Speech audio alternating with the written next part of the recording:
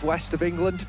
And the game at Crystal Palace, which was watched by Queen Victoria, influenced the rise of the women's game.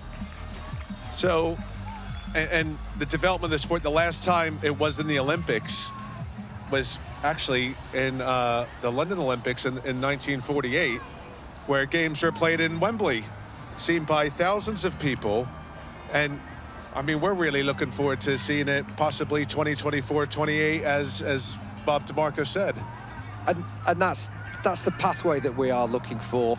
We're looking for the FIL to take a lead on that and continue their work with, as we've said earlier, the World Games and their influence that they're trying to put forward with the IOC.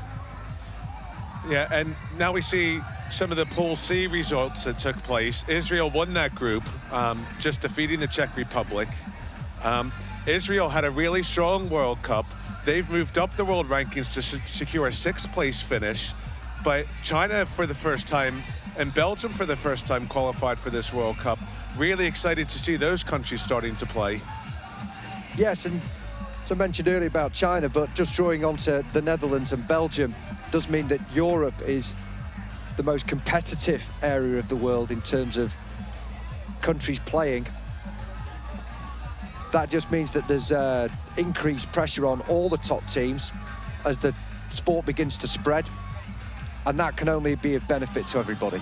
Absolutely, and Israel with that 6th place finish, they're now secure a top ranking, which in the next World Cup 2021, along with Scotland, which we'll see, which we saw in the Pool A games, have secured their top 6 ranking, will compete in that Pool A group in 2021. But a great tournament for them. Yes, and lacrosse a real focus for Israel. They've really taken it on as one of their focused team sports, and there's been significant investment put forward to drive that program. And we've seen that investment. That's been recognized by the FIL, and now they're hosting the 2018 Men's World Championships next summer. The first time a major World Championships will be hosted in the country of Israel, and they've received a lot of support from their government to put that tournament on. Yes. So we're going to go down to Alex now, pitchside, who's now with assistant coach Robert Shaw. We're here with Liz Robert Shaw, the assistant coach of Team USA, who's going to take us through how the world champions warm up for a gold medal match. Tell us. Well, you know, minus the rain delays and all that kind of good stuff, it starts off with dynamic warm-up. We have a great strength conditioning staff who lets us know what to do warming up, so they take dynamic time, get stretched, get organized, get warmed up. The goalies go off and start seeing some shots while these girls keep going. A lot of cheering, a lot of loud talk to get everybody pumped up. And then you'll see kind of in our background, they do a lot of stick work. So we just want to get the sticks warmed up with some passing, catching, very basic things, nothing crazy. Get into some shooting. I think that's something that the goalies want, as well as the field players, just to kind of get sharp. And then we'll go into some man up, man down, 3v2, 4v3, situations that we find ourselves in a lot, both offensively and defensively. And just again, it pumps them up. They're some of their favorite drills, their favorite stick work. They're all professionals and they know what they're doing, so they get themselves pretty pumped up for the game. Is a warm up for a gold medal match any different to any other match? No, nothing's different. I think that's the biggest thing. Great athletes are creatures of habit, so they want to eat the same thing, wear the same thing, do the same warm-up. So we really don't try to change that at all. You know, and you see it's worked well so far. And can you tell us about the new US Lacrosse headquarters in Maryland? That's where I believe they've been training since last October. Yeah, it's gorgeous. It is a beautiful building. The fact that the US national teams, all of them, the men's, the women's, the youth, have a home now. Locker rooms that are gorgeous with quotes from former players up there. And just a facility that they can call their own, where people know who they are when they walk in the door, where we don't have to go and rent space anymore or go to random fields and try to get rides. They just feel important. And I think the fact that US Lacrosse is committed to that speaks volumes about, you know, the growth of the game and what we're doing with it. Of course, US Lacrosse leads the way, but lacrosse is growing, as you say, as a sport, which is really brilliant for the sport. It's amazing. Being here at the World Cup and seeing so many teams compete, I had the chance to watch China and Hong Kong and Mexico, And I mean, it was just so cool seeing them, and not only watching them look at these players and want to come meet them, but go and watch them play a great game. So I'm excited to see how many teams have emerged. Obviously, we're trying to make a push for the Olympics in the future. I think the growth of the sport going into, you know, South America and throughout Asia is huge. We'd love to get Africa on board. European countries have been fabulous, but it's just really neat to see how many players from all around the globe are playing this game. And how excited are Team USA to be in England despite this weather? They're very excited to be playing here at Surrey Sports Park. This has been amazing. I think that this has been a fantastic World Championship. I mean, everything. It seems so professional. We feel really proud to be a part of it.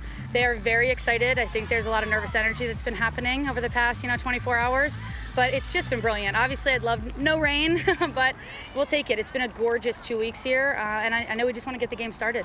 Thank you very much. Great to speak to you. The authentic English experience here pitchside. The pouring rain here in Guildford, Surrey. And thanks, Alex, for that. Coach Robert Shaw obviously talking about the weather. True summer's day, and we see Pool D here. I'm now joined in the booth by Jane Powell, still recovering from the bronze medal victory of England. And Jane, we saw Japan win that group. Japan came on tour to England to play England, Scotland, and Wales in March to get prepared for this tournament and prepared for the conditions, but they never saw this while they're here. They saw glorious sunshine, but a great performance by Japan in this tournament.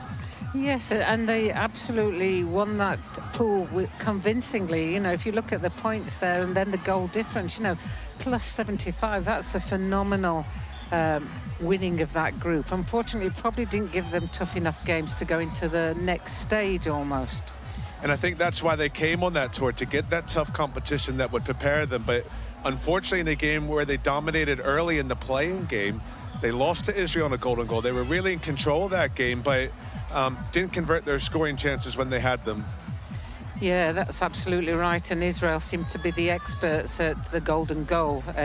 She says, having just seen England win on a golden goal, we must have learned something from that. But Japan were absolutely devastated because they're striving to maintain a higher position in world rankings for their country. And they even had 3 or 4 teams out at the festival here as well that were from Japan. So they'll bounce back. They'll come back strong. And Germany had a strong tournament. I know they had aspirations to overturn Japan in the pool, as they were the 2 strongest teams coming into the tournament. They played a 1-goal game in the opening match, which was witnessed by the Japanese ambassador to the UK, which was great to see. We never saw lacrosse before, but Germany had a great tournament, just unlucky to be on the losing end of a few games. Yeah, and Germany, they're coming through stronger. Their men's team are quite well developed, and I think their women's team are coached by Shelby. She's an American coach, and she's taking them on a stage further than where they've been before. Yeah, I know. She was here for that Japan tour, knowing that was going to be a crucial game. So she had the German team well prepared, but just unlucky to come out on the losing end of a 1-goal game.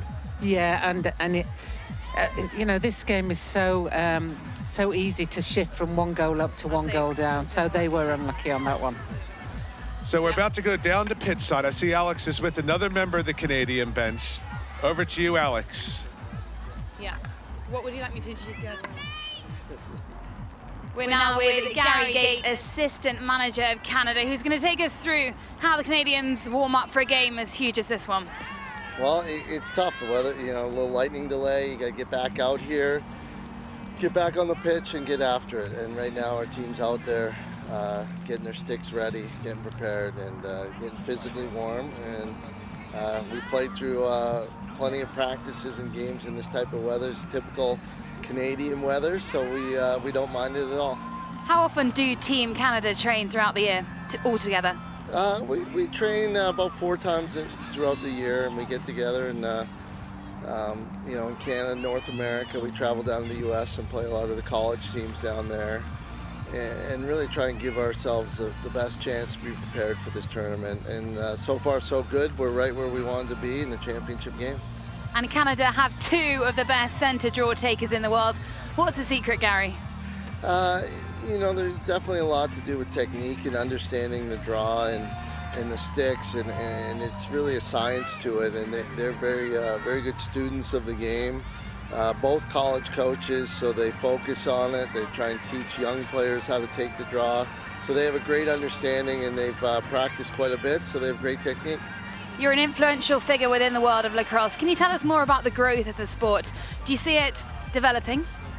I started playing, trying out, working for Canada back in '86, a long time ago, and it's been amazing going to these world championships, both men's and women's, and seeing the number of teams increase every year. I remember when it was 6 teams, and it was just a small men's event, and then the women's has just grown as well, and 58 countries now that are part of the FIL, and just exciting to see the growth, and we're going to see even bigger changes as we move forward. And your thoughts on this tournament here in Guildford? It's just been a wonderful tournament. The organizers have done a great job. The facility's beautiful. There's been no bumps along the road. It's been smooth, and until today, the weather has cooperated. It's been beautiful. And what can we expect from this final? Canada against the world champions. They're the team to beat. They're the best in the world. The number of players in the United States is amazing, and the growth of the game there. And they're drawn from hundreds of thousands to pick a team, and it's very unique compared to the other countries that play. They draw from some in the thousands, some in the hundreds to select a national team, and it makes it tough when you go up against a country that has so much lacrosse. But we're pretty unique that many of our players play box lacrosse, and that allows them to develop a little different technique and skills that has really helped us as a country, especially on the men's side, compete against a country like the USA. And how will you motivate your team? What will you say to them before they step out onto that pitch? I don't think there's any motivation needed. It's really about focusing on what we've worked on. We got some systems in place, we got a plan in place, and we're going to see if we can execute. If they can execute it, I think we'll have a shot. Thank you very much, Gary. Great to speak to you. Thank you. Back to you in the commentary box. So thanks there, Alex. Coach Gary Gate there. Gary Gate, colorful career for Gary Gate. He and his twin brother Paul Gate were 2 of the first professionals in the late 80s and into the 90s, had great college and pro career, and his daughter's actually in the team, Jane. Yes, and I've seen some footage of him playing, and it was fantastic. But seeing Taylor Gate play out here, his daughter, she's got 1 or 2 of the tricks of how he played. Absolutely, and interesting that Gary and his twin brother Paul were both left-handed players. Taylor, a right-handed player. Interesting that she hasn't inherited sort of that left-hand dominance because it's so difficult to defend against the left-handed player. Yeah, I think he's obviously just taught her the tricks, whichever hand she prefers to use, and she's been quite good in this tournament and scored some great goals. I'm sure she got player of the match in one of the games too. So yeah, no, Taylor did have a great game. She got the player of the match in the England game. She had a hat trick in that game, and we're just seeing the final pool standings come through, which we talked about earlier. We saw the Haudenosaunee pool, and here's where we saw Israel had beat finished top of the Czech Republic. Czech Republic had a strong tournament. They had a couple good wins. Yeah, the Czech Republic are an interesting team. I think their men's team play a lot of what we call box lacrosse, so they play indoor lacrosse because of the severe weather they get in the winter, and I think they're coached by a lot of the men's squad, so they do at times play a more man's tactics and man's style of play. And their key player was actually a 16-year-old, so they had a really young team. So in 2021, possibly a team to watch out for. I think probably a good example is looking at this Canadian team today, in that if you've got a good experienced player with the youngsters are just amazing. So Canada have a number of 15, 16-year-olds, but yeah, each team here seems to have different age groups playing together. Yeah, and we just saw a shot before Pool D came up, the final standing of the groundsman carrying to the pitch here at Surrey Sports Park. We've had a lot of heavy rain throughout the England game, and obviously some last-minute preparations need to get this pitch playable. So there's the final Pool D pool again, with Japan topping that. And we saw Mexico playing in their first World Championships. And although only won one game in group play, but they did finish this tournament strong against some other Latin American teams like Spain and Colombia. Yes, and I think the World Cup is different things for different countries, and for them it was being part of the World Cup that was important, and being part of the lacrosse family, and they just seemed to enjoy the whole tournament. But it was good to see that they did win a game, and good to see that they're developing the game over in Mexico. And there's a shot again of the groundsman applying a lot of sand to the goal area where goalkeeper Donahue for Canada and Wales for USA will be standing. Really to protect the players so they keep some footing, because you see a lot of wear around that goal area. And here's the final pool, Pool A. And really, the conversation starts and stops with the performance of the NZ Blacks. Yeah, they really stepped up this tournament, and their under-19s did well 2 years ago. And so they've obviously got some good development going on in New Zealand, because the NZ Blacks came through strongly, and we saw them play a really tough game. And I think one of the talking points with the NZ Blacks this tournament has been their pre-game haka as well. Yeah, we learned a lot about the haka. It's just not something that you have just because you're a representative team from New Zealand that you're allowed to do. They had to go through a process to be allowed to be perform the haka, and really they don't really perform the haka outside rugby. And we learned that they were actually given their own haka for lacrosse. That's right. They were given the special permission from the Maoris, who are the originators of the haka, and it was great to see them do that. I thought it was really fascinating. Absolutely, and we had a great shot of it in the pre-game before they took on Wales yesterday for the 7th place game. But New Zealand finished 8th in this tournament. A great finish for them. First time they've made the quarterfinals in the World Cup. So they'll be absolutely delighted as they move to the 2021 World Cup, and probably expect them as an emerging nation that are going to start to challenge these top teams. That's right. And I know we've just seen the groundsman putting down sand, but you know, you look at this field, it's taken an incredible amount of rainwater both last night and today, and it, in essence, it looks fantastic everywhere. The only wear and tear really is on the crease line and in the goal. Yeah, and the team here at Surrey Sports Park have done a fantastic job to ensure that we have top quality lacrosse on a top quality pitch. You're right, they've had a lot of, 3 to 4 games a day on this pitch over 10 days, so it's had a lot of wear, and it has held up well. I suppose the rain would help a little bit, but it would have been better to have it earlier in the tournament rather than before our World Cup final. And although I was sitting near a group of Canadian supporters just 4 or 5 days ago, and they kept assuring me that the stadium pitch was turf, and I kept saying no, it's grass.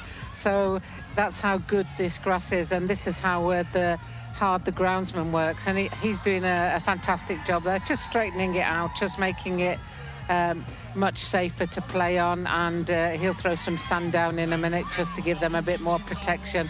Here goes the sand. So yeah, no, I mean, it was interesting to see the Canadians with their smartphones out actually taking pictures of the grass to try and figure out what it was and whether they can replicate it back in Canada.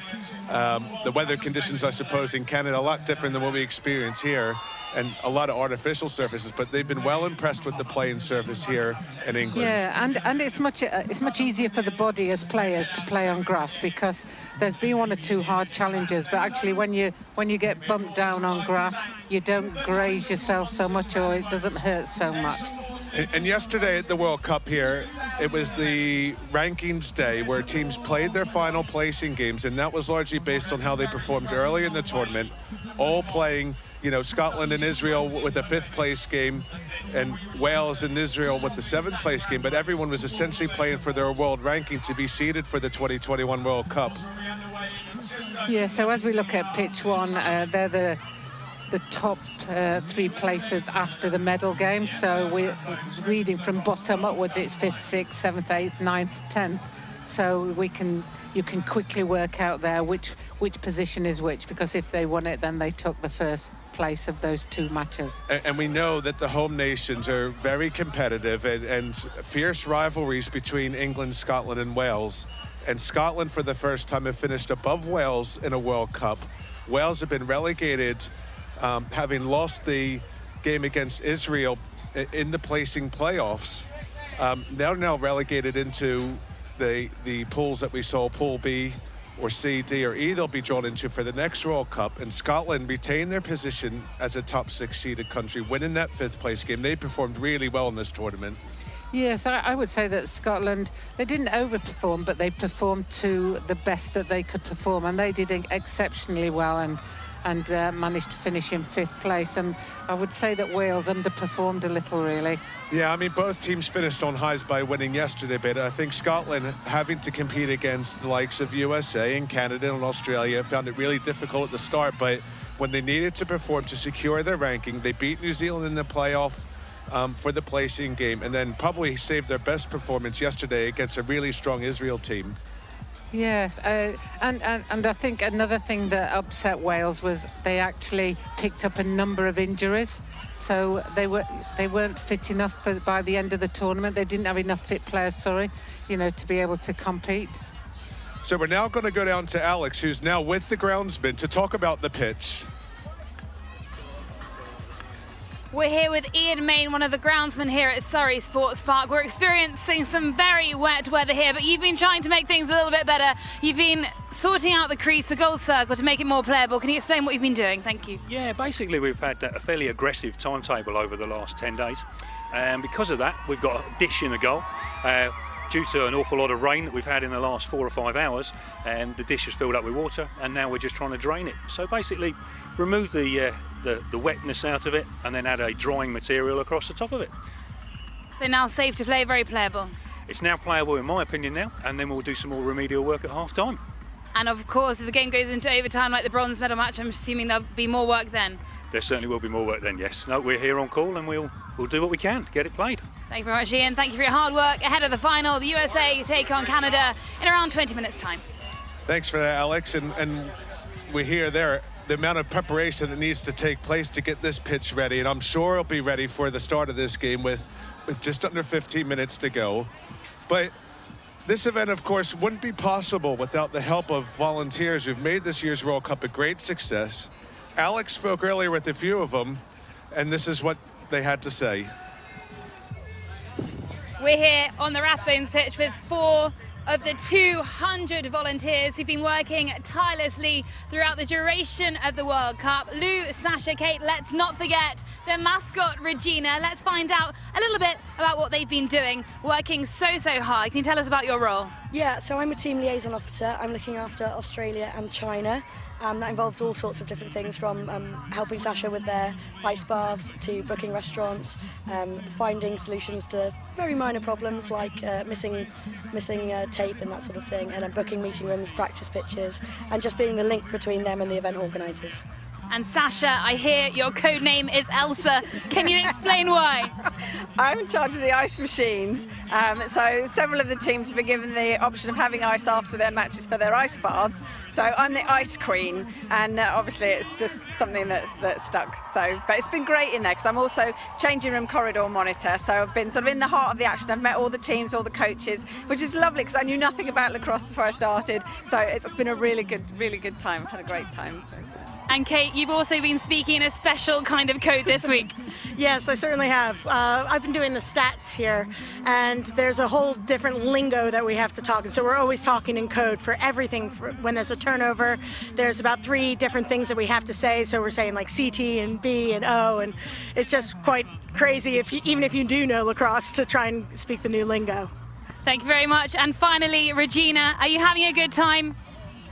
The best week of her life. Well, thank you very much to all the volunteers who've helped out. We're very grateful to you, and if you see them, make sure you stop and say hi. And you can see there from the interview the breadth of volunteers that we've had to make this event work. And really interesting that the volunteers haven't just come from the lacrosse community here in England, they've come from all over, and we've actually had volunteers, Jane, from the 2012 Olympics, which is great to see that legacy living on. Absolutely, and they're friendlily known as the Mean Green Machine, because every time you turn around, there's somebody in a green T-shirt, and that's the way you can spot the volunteer. And volunteers really make the event. Every time when I've been walking around the venue here, and you see the fans and you see the young children that have participated in the festival, the volunteers are high-fiving people and really created that same atmosphere that we saw in 2012, a real good feel-good factor around Surrey Sports Park. I think it goes without saying that it would have been almost impossible to run an event of this magnitude, where you've got 25 teams and then another 50-odd festival teams, without a vast number of volunteers, and they've been fantastic. So Surrey Sports Park is not only the host of this year's Women's Lacrosse World Cup, but also the home of Surrey Storm Super League Netball and the training base for Harlequins Rugby. Alex caught up with a few of the Quins players about the sport of lacrosse. We're on the Rathbones pitch with two very special guests, two Harlequins rugby players, Jack Clifford and Francis Saili. Both your home nations, England and New Zealand, are playing in the Women's Lacrosse World Cup. So you must know a fair bit about the sport. What do you think about it, Jack?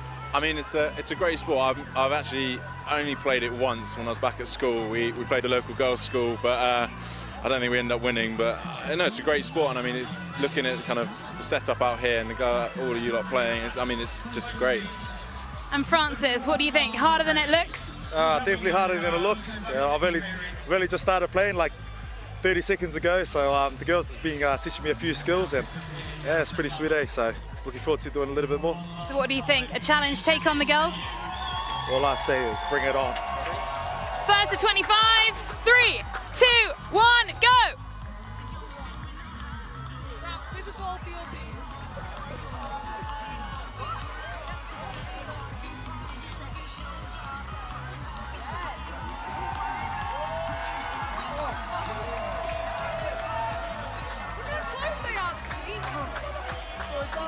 Scores 11, 12, 13 v 12. It's very close here on the Rathbones pitch. Neck and neck. Fine margins in this sport.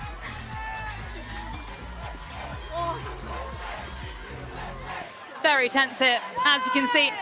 We have some champions, Claire and Francis. Congratulations.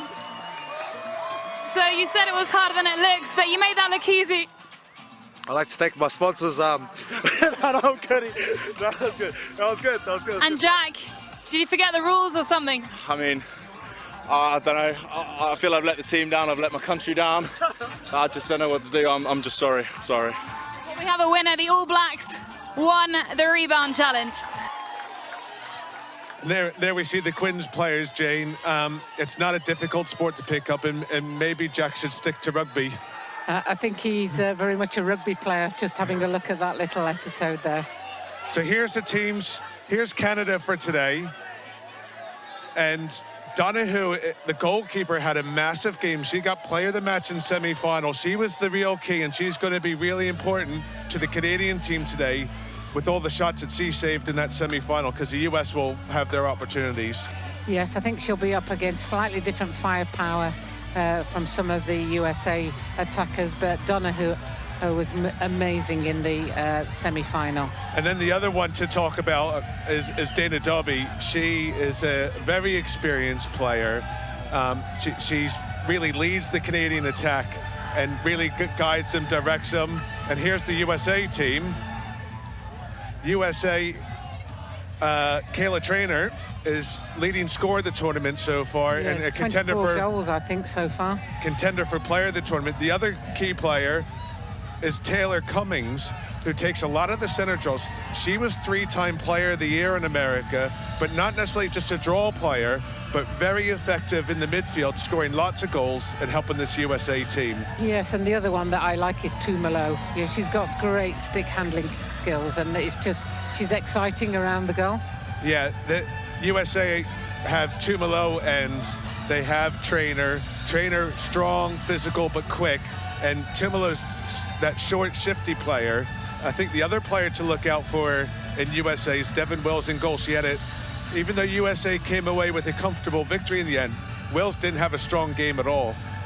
Yeah, that's true. And She's just entertaining to watch, though, because she's very different to everybody else that you see as a goalkeeper. And we'll see her coming outside the goal area and putting an extra pressure on in defence. So, as the teams are going through their last preparations, what do you think after we've had this delay, Jane? Because you've experienced in teams that you've coached before delays such as these, it sort of can upset the rhythm of your team in the warm-up. It does, but you always talk about, you know, control the controllables, and the thing you can control is yourself. So you just have to make sure that you're ready individually to go out and play in the team. So that's the USA team. We're just about to get ready with 6.5 minutes before the face-off, and we have the teams about to come out as they're lined up just below us in the players' tunnel. Really excited after the bronze medal game that we saw England beat Australia in golden goal. Really excited to see this. Well, sad in a way to see the tournament come to end because it's been fantastic with all the games, and here come the teams out now, but really excited for this World Cup final. Absolutely. It's just great to see these two teams coming out as the fire bombs go up in the air. It's just the culmination of a great 11 days of sensational lacrosse. And the Canadians really, they've got nothing to lose here. They're just going to try and throw everything at the American team. Really, you know, it's a fierce rivalry. We talk about the England-Australia rivalry. The US-Canada rivalry is probably just about the same. Yeah, because these girls will know each other quite well, you know, so that they'll be trying to stop them doing their favourite move or trying to upset them a little bit, but it'll be a great contest. And I think the Canadian team, as they're about to be introduced, they have a few shifty players in attack. You've got Jimerson, number 24, Kinnett, 12, Evans, 11, who've all had strong tournaments and really put the opposing teams under pressure because they're quick players. They're able to change direction quickly and get their shots off. And just looking at the teams now, and the Canadians have still got their rain jackets on, and the US are standing there in their playing shirts, and it's still not very pleasant out there, and it's quite cool. So I don't know whether that's part of the US plan to say we're tough and we're ready for this. No idea, because we still have the player introductions to do. We still have the anthems. We still have the coin toss, so they're going to be out here for a while without their warm-up gear. One of the other Canadian players to think about is also Katie Guy, number 9 in defense. She's a real strong physical player in defense, and she'll be looking probably to match up against trainers, so that'll be a real interesting battle from the Canadian perspective. Yes, it will. And there we see Dana Dobie introduced, and she is the leader of this team. She is the one that directs the youngsters. You'll see there's some real youngsters in that Canadian team, and a few of them played in the under-19 World Cup final 2 years ago when they snatched the game away from US, and nobody thought that was possible. Yeah, and with the Canadian team, Dana Dobie very much carries her stick like a men's lacrosse player. Can you explain to people watching a little bit of the differences between men's and women's lacrosse? Because they are the same sport, but they're almost two different games. Yeah, she doesn't fiddle around as much, but she's obviously played a lot of box lacrosse, and so you'll see her almost at times run like it's an egg and spoon race, but and just goes past people, but she goes one-handed a lot of the times, and she will evade players by going up and over and round. But yeah, you'll notice a difference when she plays. Yeah, so men's lacrosse, the contact rules are different. They wear different protective equipment. Actually have different players on the pitch. So men's lacrosse, 10 players on the pitch as opposed to the women's game with 12. Men's lacrosse maybe slightly more physical than the women's game, even though we've seen a lot of physicality here. Yes, in fact, if you ever want to see a game of men's lacrosse, you'll be amazed how much people get hit, but it's all part of the game and nobody seems to worry about it, and everybody accepts that it's part of the game, whereas in the women's game you're not allowed to take the stick anywhere across the face of a player or near the head of the player. No, and I know the women are very proud of the fact that they don't wear the protective equipment, almost feel that they're harder than the men because they're just as physical. Yeah, you'll see a lot of the US players wearing eye guards, but not the full headset that the men will wear. So we're just coming to the end of the introductions and the closing sort of pre-game startup and build up to this game. And we're now going to pause for the national anthems of Canada and USA. Now, please stand if you are able for the national anthem. First, the national anthem of Canada.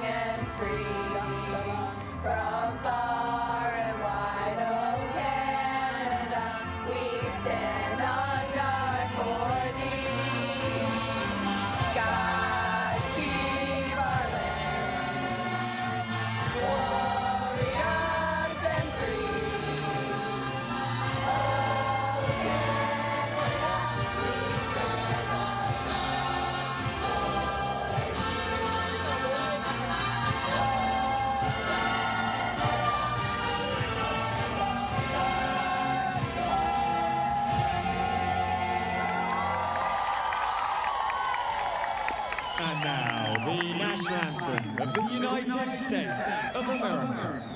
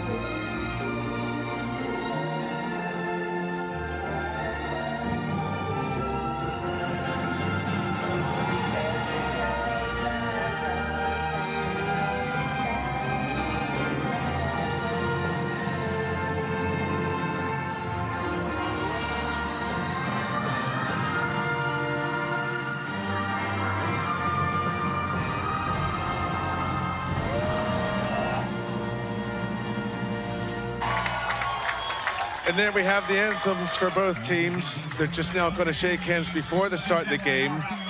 Jane, we've been noticing up here in the commentary booth how the Canadians have decided to keep their warm-up gear on for that. The American team, in their playing gear, been standing out here a long time with their playing kit on in the cold, in the rain.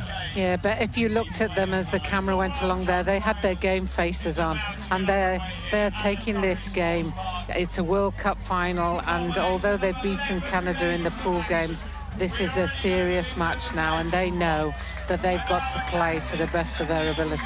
Absolutely, and we see the handshakes in the middle of the field, about to have the coin toss.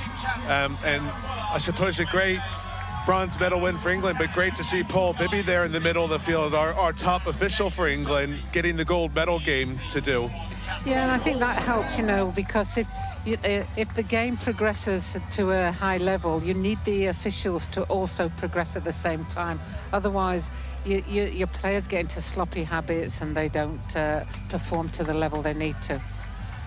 So we're just going through the coin toss now, where each team will find out which way they're going to shoot, and then both Coach Freed and Coach Teeter will be given their last-minute instructions.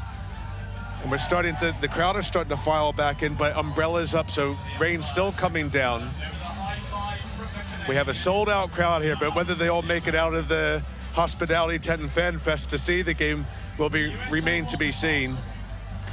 I'm staggered as to how many people are sitting out here, and that's how much people are looking forward to this match, because they want to be out here and feel the passion that's involved and the atmosphere, because whilst ever you're inside a tent or not at the side of the pitch, you don't quite get the same atmosphere. So it's great that people have still persevered Yeah, the crowd throughout the tournament have been absolutely amazing. When I talk to some of the England players about the crowd, they're not used to playing in front of crowds such as these. We're expecting over 4,000 fans for this game, and they at times found it difficult with the noise of the crowds, not being able to hear each other what they were doing. Yeah, and I think that did affect early in the tournament for the teams that aren't used to it, but you can see the ones who grew throughout the tournament and started to really enjoy having the fans there. Well, England certainly grew with it because they came up with the performance of the tournament today. Yes, and it was sensational, and I'm sure that the crowd gave them the lift they needed. Absolutely, that's what the home crowd's all about. And we see the teams about to come out onto the field now.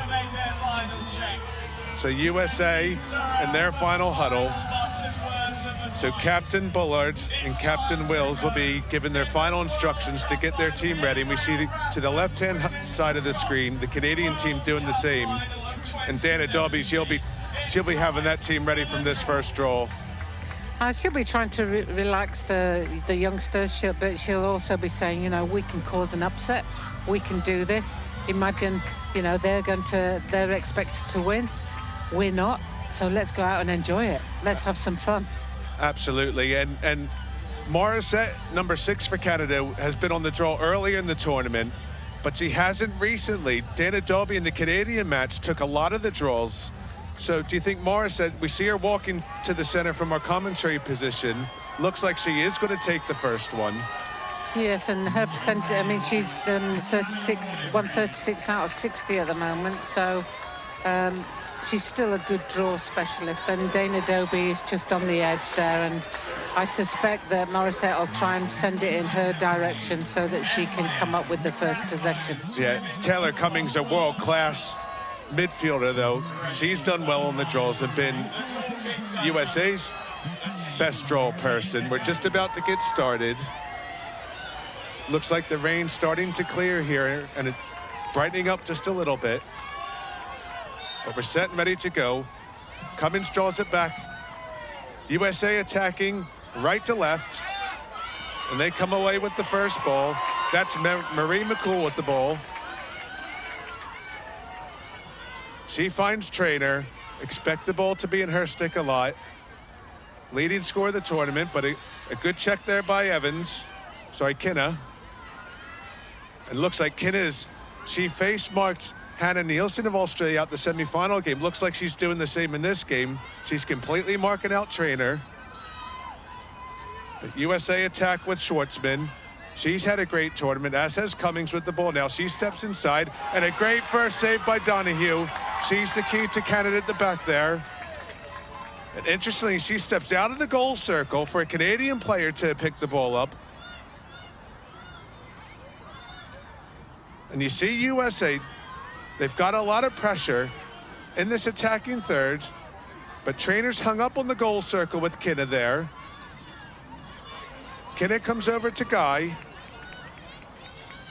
It's so difficult to break this clear as Trainer knocks the ball down and wins it back for USA. With Schwartzman, she steps in, shoots she misses over the top. USA retain possession with Tumalo. Behind to Griffin.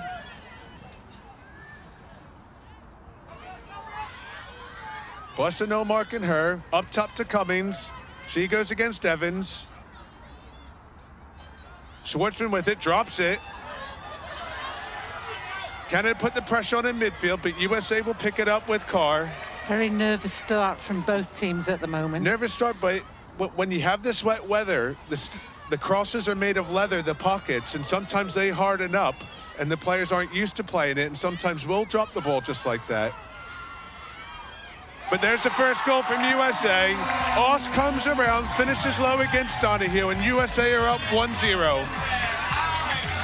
And there's another goal from the Austin. She's scored 19 so far this tournament, so that makes it 20 for her. Yeah, USA really are a potent offense. Yeah, and interestingly, just in those last two moves, then you didn't see Canada sliding very much. I think they're relying on Donahue to make the saves. Yeah, and with the US having such a potent attack, so you see the ball comes around, there's Ost. And she just comes around and beats Guy, and the slide isn't quick enough there from Boissonneau. And she finishes well, low and away from Donahue. We're back on the draw now. Morissette still against Cummings. Timolo comes with it cleanly, but a check and a push there. And I think Guy was upset there that basically Timolo landed on the ball so she couldn't get it, but she's called for a push. That was a powerful draw from Cummings, wasn't it? McCall has it. And Evans just had her stick across McCall's body, so she stepped forward behind. USA attack again with McCall. The thing is, as she comes in front of the goal there, you can take Trainer out, but you can't take them all out, Jane. No, and that's the issue for the Canadian defence. You know, it's no good double teaming one of them because that'll leave somebody else free, and they've got so many first-class attackers. So a good check there by Kinna on Trainer, but she keeps the ball. And they recover so well, the US. Move the ball so quickly. Griffin's got it. Timolo's working just in front of the crease, trying to get free on a cut. McCall cuts through. She's free. Mishandles the ball. And Cummings comes away with it. She was fouled. Bit of a scrappy play there. But USA keep possession. Feet inside there. Canada come away with it. Good pressure by the Canadian defense as Donahue steps out of the goal again. And Evans picks it up. And when you see Donahue step out of the goal, it's because sometimes they mark the goalkeeper on the clear. And we see a check across the body there by Trainer as Evans threw the ball into the back of the net. You're allowed to do that once, but not again. And that's basically to protect yourself from the USA pressure. Interesting tactics here from the Canada to try and clear the ball. So she does it again. She's got 10 seconds now to step out of that circle.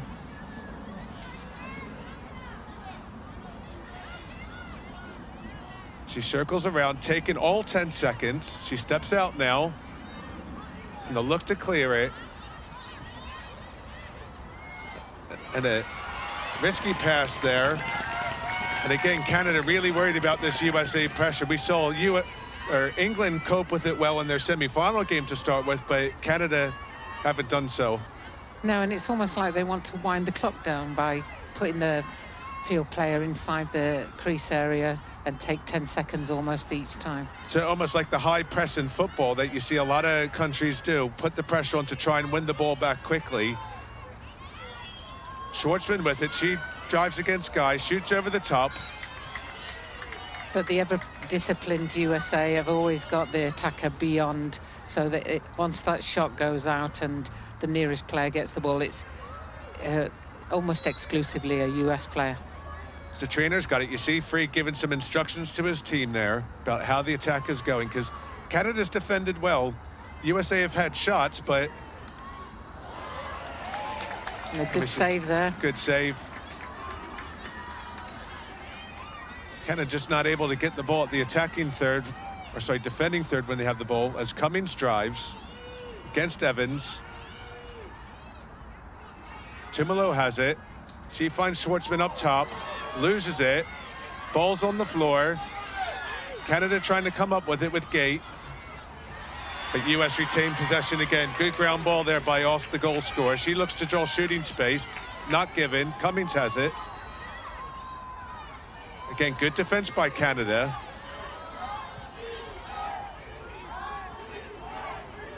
Jane, we've played just over 6 minutes. Some early thoughts on the game so far? This is an interesting start because obviously 7 minutes and US are only one goal up.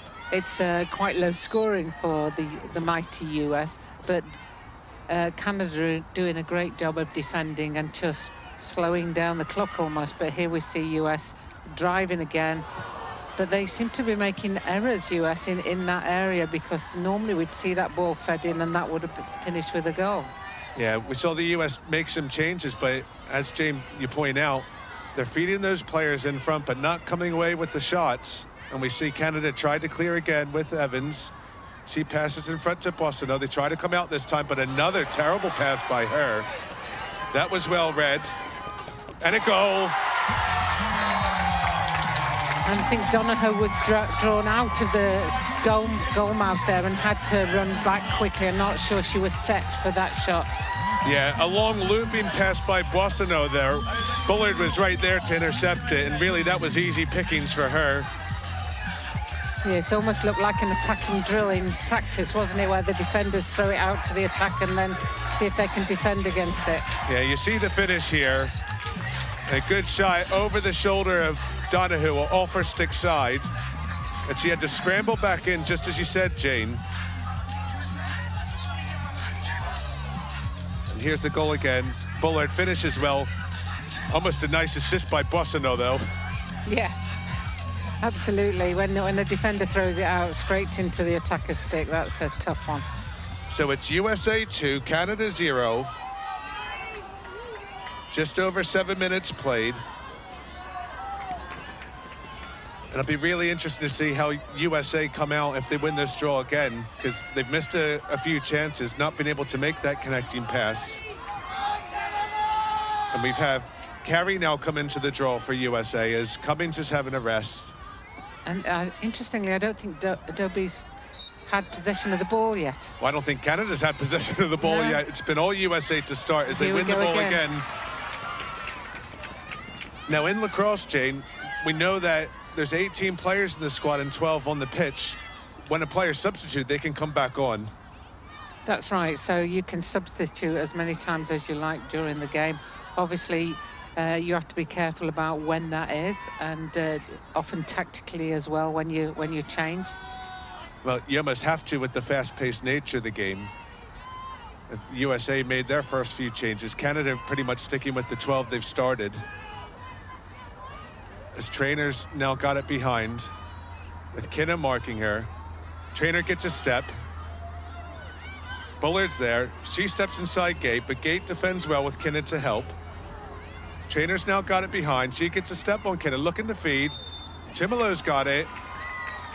No advantage played. It's a great catch there by Tumelo, because that ball was fed down by her ankles. And absolutely. Just picked it out. They didn't miss that one, so the official spotted a foul on Trainer. So they'll restart. Tumelo's got it to Carey. She steps in. Yellow flag advantage there because USA just Canada came around with the head.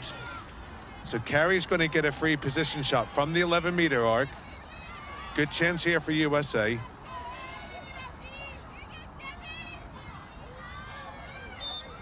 She steps in. Guy takes a shot away. USA keep possession with, looks like Ost again. Up top to Rabel. Checks to see she's still got the ball on her stick. Carey drives to Tumelo. Canada again defending well here. Rabel's got it. USA being patient this time, waiting for that gap in the Canadian defense.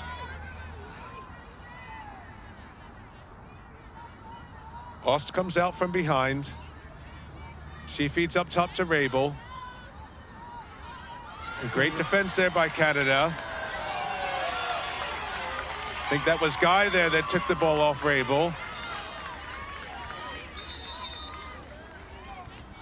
Play stops for the official to position Rabel in the correct position, and Guy basically to readjust herself after taking a tumble in that foul. Yeah, and I think, you know, it's just a competitive challenge, I think, you know, and it was a foul, but, you know, I don't think there's anything more than that. So Gate comes away with it. We're going to see Canada attack for the first time. They extend the pressure in their defending end just as much as they do when teams try to clear. We see Dobby with it with the first time. And actually, the U.S. style of play will really suit Canada with this pressure, because Dobby can run past her, although she loses it there, but wins the ball back. And there's that one-handed pickup and that one-handed box style that we see from Dobby. So nifty with the stick. Block was matched up with her. And Dobby looks to step in and shoots right between the legs of Wales and scores. We saw that coming from up here. You saw Dobby look to feed and then put her head down and said, right, I'm taking this shot.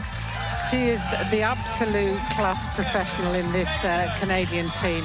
She's the one who you're going to see when the going gets tough, the tough get going, and she's exactly that, because she's the one who she ran all the way in.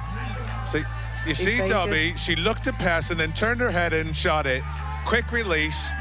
And we said Wales didn't have a good game against England, and she doesn't make the first save there. She was beaten right between her legs. That's right, and Dobby had put up with a lot of challenges down this side as well before she got that free position and just took it in. That's just what Canada needed with just over 10 minutes played to get a goal back in this game. 2-1. Official stop play. Waiting to reset the draw. And 11 minutes gone and just 2-1. Just 2-1, yes. So we're getting ready to get started here. Morissette still in the middle against Carey. Carey comes away with it. She was fouled as she won the ball. I think it was Dobby there, that the Canadian goal scorer, that fouled her. Gate applies the pressure to Carey, but Carey's got plenty of speed to get past.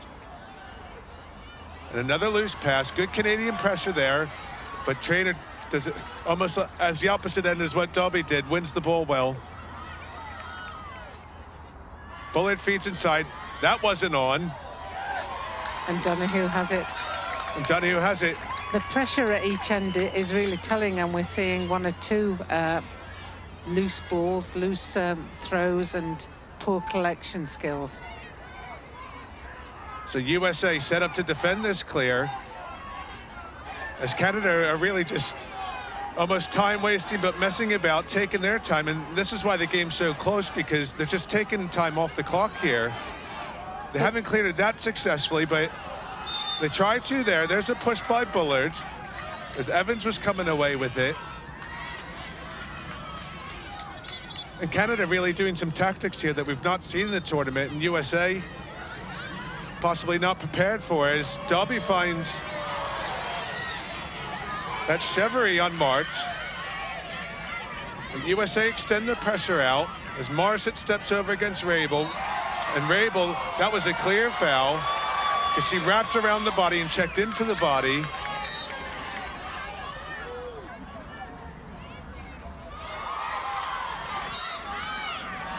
And Dobby with the poor pass. Tumalo great defending. She ends up pushing Tumalo. And USA get the ball back. She really, that was a bit lackadaisical from her. And on the right-hand side, Tumalo finds Schwartzman, and they're going to look to break quickly. It's 3 against 3.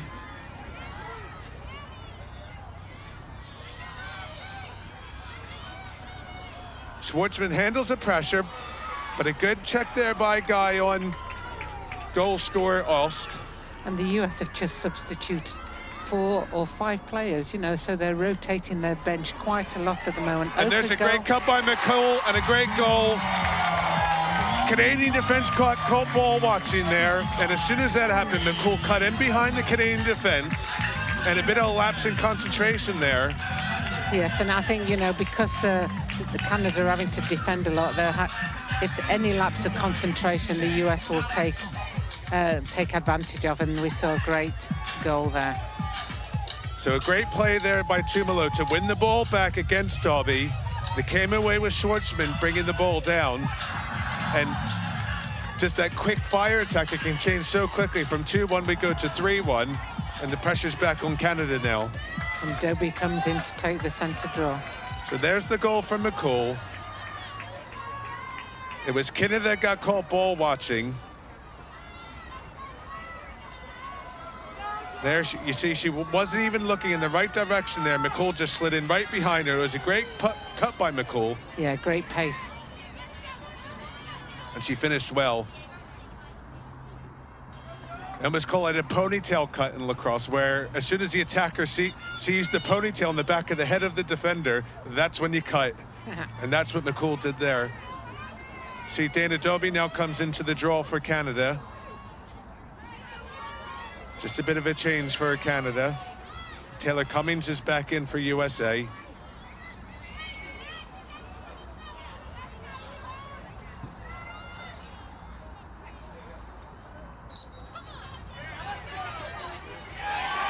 McCool won it strongly backwards. Canada had it initially. And Tumalo, it looked like Guy checked her stick before Tumalo didn't have the ball, and Tumalo runs off the pitch, so Guy's going to start with it. The umpire's just positioning the players on the restart. Guy has Gate in the middle to try and relieve some of this pressure. She finds her. Gate being double teamed in the midfield does really well to come away from that USA pressure. She's a good young player, isn't she, with a little bit of experience or wisdom as to which areas she should go into. Well, Dag Gary, who we talked about earlier, not only coaches her for this Canadian team, but actually for the university team she plays with in Syracuse. So, can't be easy playing for Dad all the time. No, for certain, and I'm sure she'll listen intently and try and do what he's asking her to. So she steps in. Quick ball movement by Canada. Chevry was there, but Wales made a good save to hold her ground. Chevry probably could have taken some more time there to throw a fake as USA break up the field with McCool. And they get the ball so quickly down to the other end, and she goes straight through the whole team. Nearly ran end to end there, Jane, to score. Yeah, in fact, it looked like she was about to put that one in the back of the net and just missed wide on the left, but picked up by the US coming into the area again. So they look to drive with Zimmerman to Cummings.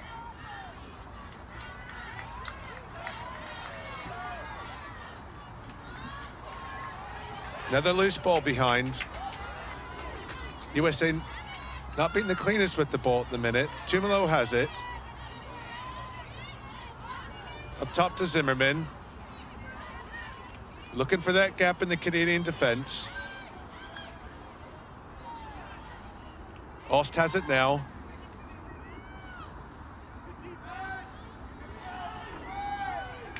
Now Tumalo. Notice Trainer's off the pitch now for USA as Cummings has it, steps in, shoots high. You think they're giving Trainer a rest or just to change it up as she's being face guarded? I think they're just changing it around. You know, we've seen frequently that they change 3, 4, 5 players at once. So, you know, when you think that they've got 3 or 4 of the top goal scorers in the competition, why wouldn't you change it? And you see another poor pass there. Sutton comes away with the ball from Canada. But pressure being put on her. Lots of pressure being held. There's 3 Canadian players, and Canada will be able to come away here. So there's the shot and the save by Wills, and you can see Chevry was disappointed with that. She would have backed herself to finish that play. A great recovery there by Cummings to put the ball on the floor, but she fouls Gate. US fans not happy with that call. And Gate goes inside there to Jimerson. Jimerson, first time really touching the ball, tries to feed Dalby. Dalby was fouled on the play. She's going to get a free position. And the USA really force you to operate quickly. They put so much pressure on the ball.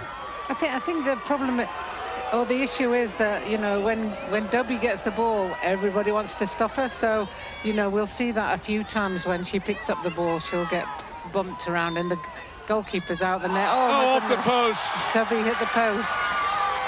Well, you saw Wills committed the foul there. She was out of her crease, so she was in shooting space, so that's why she was taken out the goal in position behind. And there's the replay off the post. I would have backed Dobby to score that 9 times out of 10. Yeah, me too. But Canada keep the ball. She's out on the field with a big smile on her face. She knows that she would normally score that. So I just keep watching, because I can see that she might make amends for that shortly. So funny, Cummings almost giving Kinna a laugh here as Kinna's cradling one-handed like a men's lacrosse player. And what Kinna's waiting to do here is wait for Cummings to overcommit, and she gets a quick step. And the U.S. fans are on their feet. They thought that was great defense by Cummings, but she actually just checked the bottom hand there, which feed inside to Dobby, well defended by USA. That check was clean. They win the ball back. Mercer coming away with the ball. Mercer coming Big, away strong with it. Defender. Absolutely. She's been one of the defenders of the tournament, as Schwartzman. But Canada looked to apply the pressure, but a push call.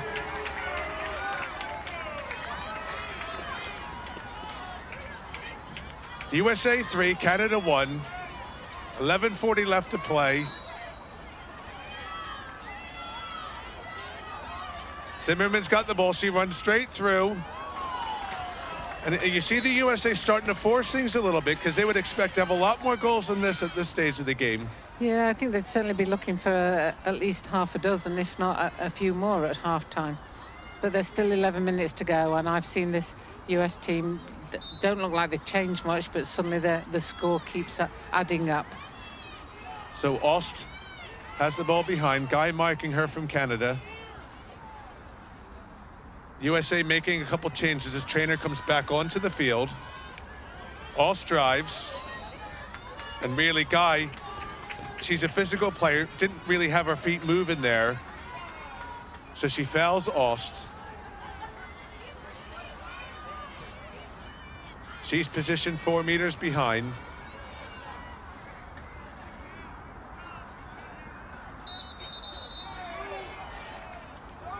We're waiting for the officials to restart.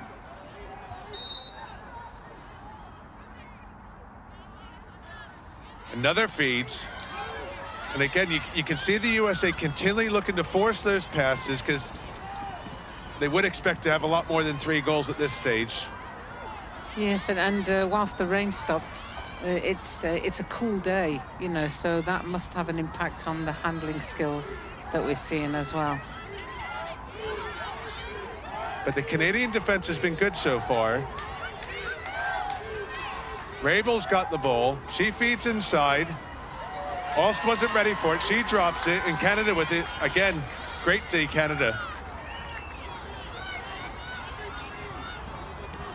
Evans goes to Donohill. And she's going to be in trouble here, but Kinnick comes to get the ball. And again, another risky pass, but a great catch Devin there. Rose is out at the goal, but she's getting back in there now. Sutton to Jimerson. Up top to Dobby. She flips it to Gate. Canada did well to cope with that USA pressure to get it into attack. 9 minutes to go in this first half.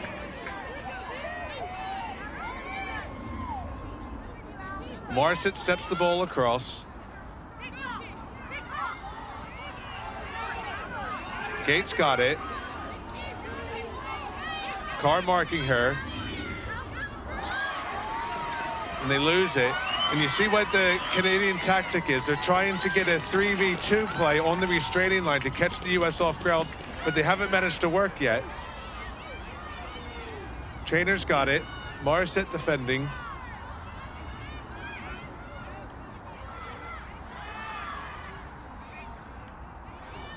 Oh, hard check on the hands there, which Trainer's asking for the foul. Rabel's got the ball to carry. She gets a step on Gate, but shoots over top the goal. Good drive there by Carey to get the shot off. Ost has it. She tries to drive in. But again, the Canadian defense is good. Good double team there to slow her down. Tumalo now has it behind.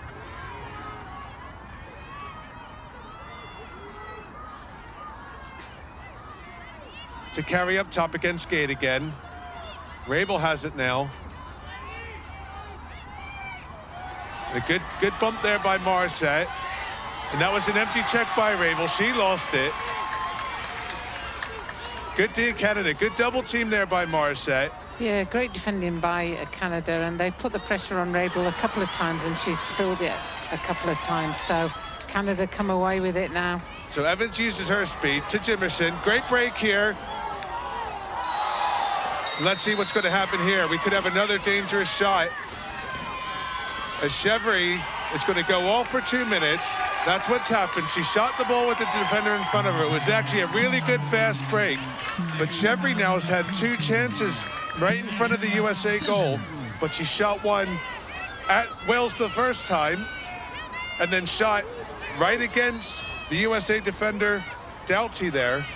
And she's going to go. Very similar to the one that Laura Merrifield did in the bronze game, when they just pick it up and turn and not realize that somebody's standing right in line with them.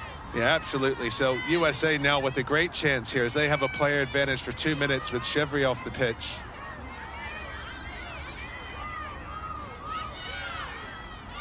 Carey steps in. USA trying to run their man advantage play here.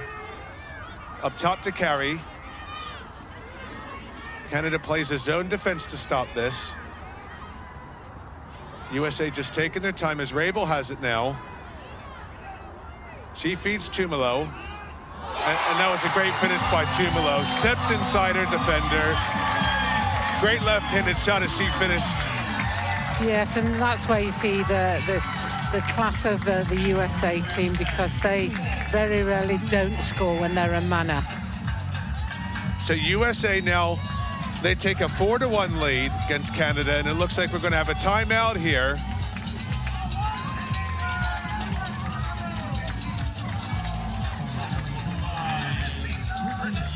And USA calls the timeout almost to regroup its team with 6.5 minutes to go, and still 1:26 left on this player advantage.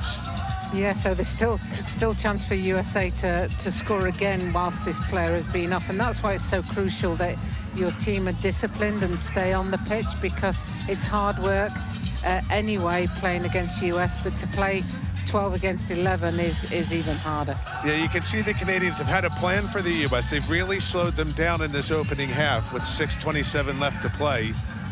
But when they have had the ball in the attacking third, here's the goal here as Rabel steps across, skip past to Tumalo, steps inside Kinna, or sorry, that was Boissonneau. And a great finish. Yeah, no, really tough to save there for Donahill. But the Canadians have had a plan here, and the chances they've had at the other end, they've been good chances, but Chevry just a bit undisciplined with her finishing, which has landed her in the sin bin.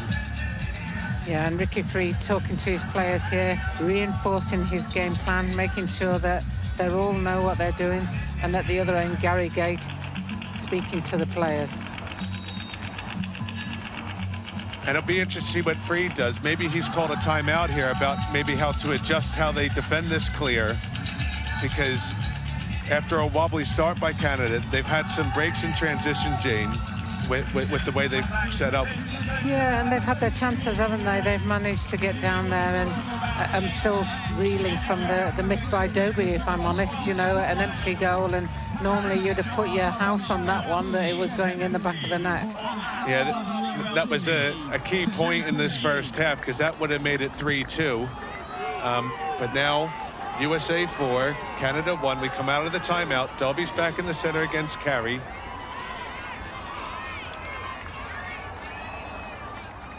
The players back on the pitch.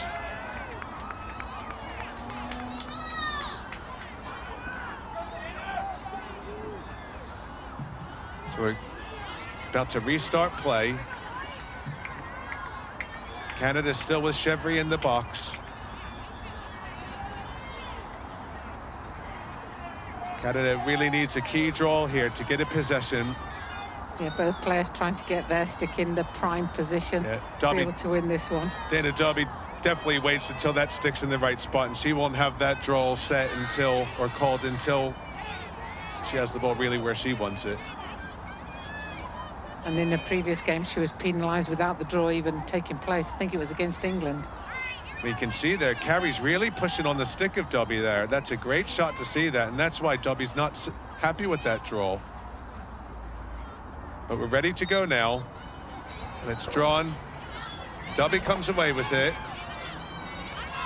And Gate gets a loose ball. She's fouled.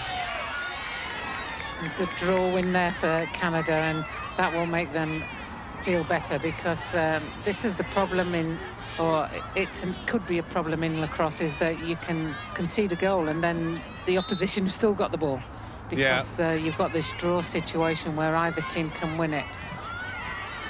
And there's the U.S. pressure. I mean, with the players still in the box, the U.S. were going to ramp up the pressure even more there. So Jimerson had a lot of work to do, but has lost it off the pitch. So Carr's got it now. She spotted a player upfield who's free. USA are going to look to break quickly here.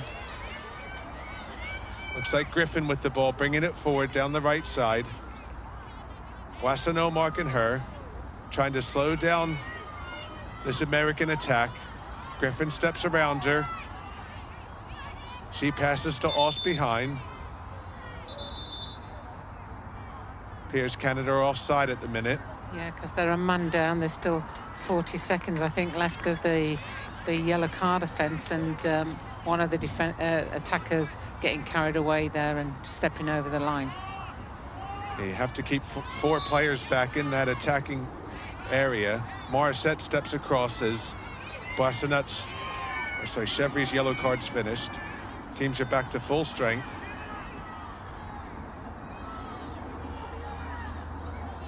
Interesting to see that Chevry hasn't come back on the field. Obviously a change there. His foot comes on the field for Canada. Rabel has it now. So there was a push spotted by the official. Looks like guys being put behind. So Rabel will restart. She finds Cummings, who finds Bullard, and that was a great play. Great ball movement by USA. I think they've rehearsed that move a few times by the looks of it. Absolutely. Absolutely. That was Bullard's second goal of the game. And a great pass by Cummings. Really quick release to find Bullard on the crease there. So you see Cummings there. This time Bullard takes it nicely and finishes well with a quick cradle and in the back of the net. USA 5, Canada 1. And USA extend their lead now with just over 4 minutes to play. And that's the second goal this game from Bullard. Yeah, Bullard having a strong game thus far. They really don't get a lot of goals from her because they spread it amongst McCool and Cummings and Trainer and Austin Griffin, and That's you can right. name a lot more. Coming into this game, she'd only scored 3 goals, so she's nearly doubling her previous score. So, and that's the strength of the US squad, where anybody who comes on can suddenly find themselves in that score. But Dobie wins, and drops that. Wins it and loses it. Looks like an empty check there. Tumalo not happy with the call. Shouting at the official. Morissette's fouled by Cummings. Restarts, gets the ball to Evans. She drives, commits the foul. Sorry, draws the foul. She's going to get a free position shot. Chance here for Evans.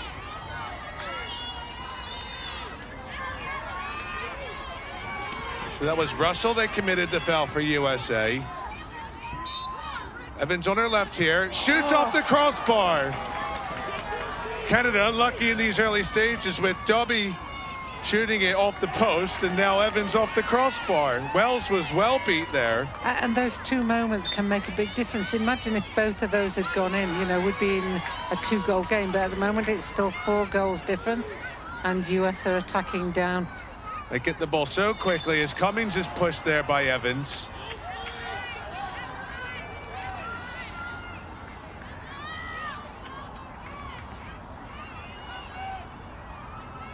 So the first half winding down. Cummings has got the ball at the top of the 11. She spots Zimmerman. Cummings gets pushed again. Schwartzman with it. USA controlling a lot of possession in this first half. Zimmerman had it there. She's going to get a free position now. So here's the shot by Evans. Off the crossbar, went right by Wills. Canada really unlucky because they have had the few chances they've had, they've been good chances. And we're talking about probably an inch or 2.5 centimeters, depending on which way you look at it, that makes the difference. So here's Zimmerman with the free position. She shoots, deflection by the Canadian defender, Sutton. That was a good deflection by her, getting her stick in the way. So just under 2 minutes left. Canada won the race to the line there. So they're going to restart with the ball.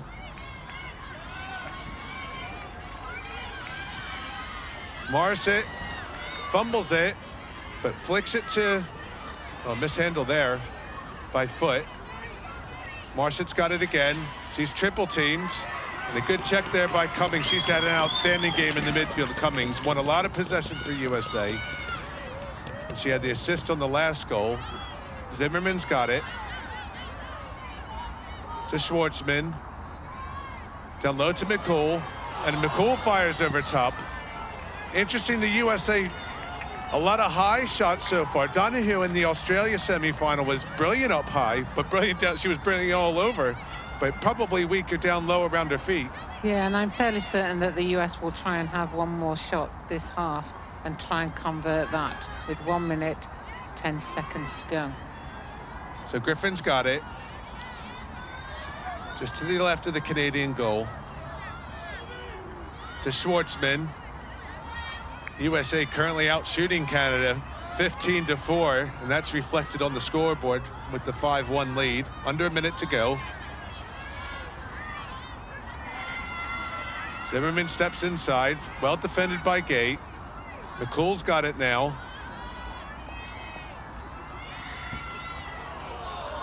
And great defense by Canada as McCool drove into the Canadian defense. So a good stop there, 30 seconds to play. Canada going to have to work really hard there, and Evans recognizes that to get a shot before the end of this half. So they break quickly. Wills is still out of her goal, putting pressure on Jimerson on this side. And the foul by USA. That was Tumalo. So you see the foul there, right on her shoulder. That sent Sutton flying. So Sutton will get the ball. 18.9 seconds left in this half.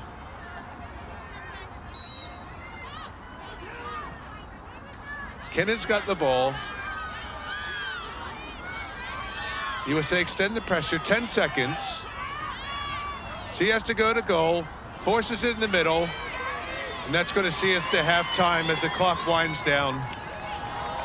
A launch at the goal, and it goes in. Will the referees give it? They give the goal. Unbelievable. Unbelievable. She scores from her own half as Donahue is out of the goal. That's got the fans on their feet. Unbelievable goal. Gene, I can't wait to see that again. She was in her own half when she launched that ball. She was in her own half. Still not sure if the goal's been given because the officials are going to talk about it to see. And the ball's got to go in the net before time expires. So it's not on the release. So the shot basically had to beat the clock before the hooter went, and it's no goal. Officials take the goal off the board. And there's a controversial decision right on the halfway mark. Amazing to score from such distance, but the goal's not given.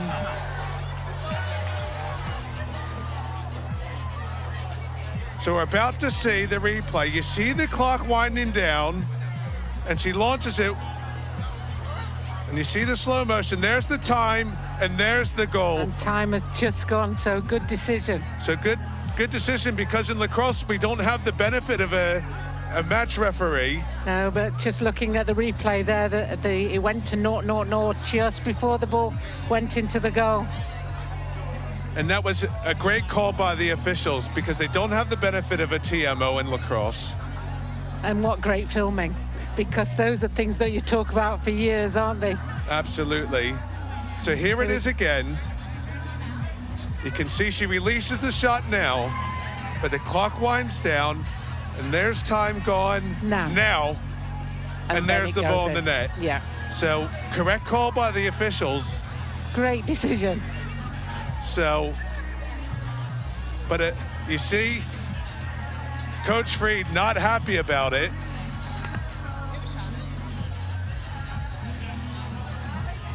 And a lot of confirming going down, but we could see here clearly that the goal hadn't gone in by the time it. And still lots of debate around the stands here as to was it or wasn't it. We have people turning around looking at us in the commentary booth. Was it a goal? Was it not a goal? But we can see here. But a great shot. So it's halftime now. USA leading 5-1, and you see the officials still talking about it. But the coaches aren't debating it anymore, so we know that goal's not going to stand. So here are the goals of the first half. Here's the first one. That was Oss that got USA off to a good start. And we saw the Canadian team, they had a great first half defending to keep the USA to 5 goals, but they were not quite settled there as Guy got beat by the pace of Ost. Here it is again, Jane. It almost looks like she got picked off by her own player there. Yeah, just good acceleration around that crease. And here's the second USA goal. That was Bullard. That was the first of her 2 goals. Good acceleration. That's where, if you remember, she intercepted the ball in the middle of the field where Busson almost passed it to her in the midfield, and Donahue was out of the goal, couldn't reset in time.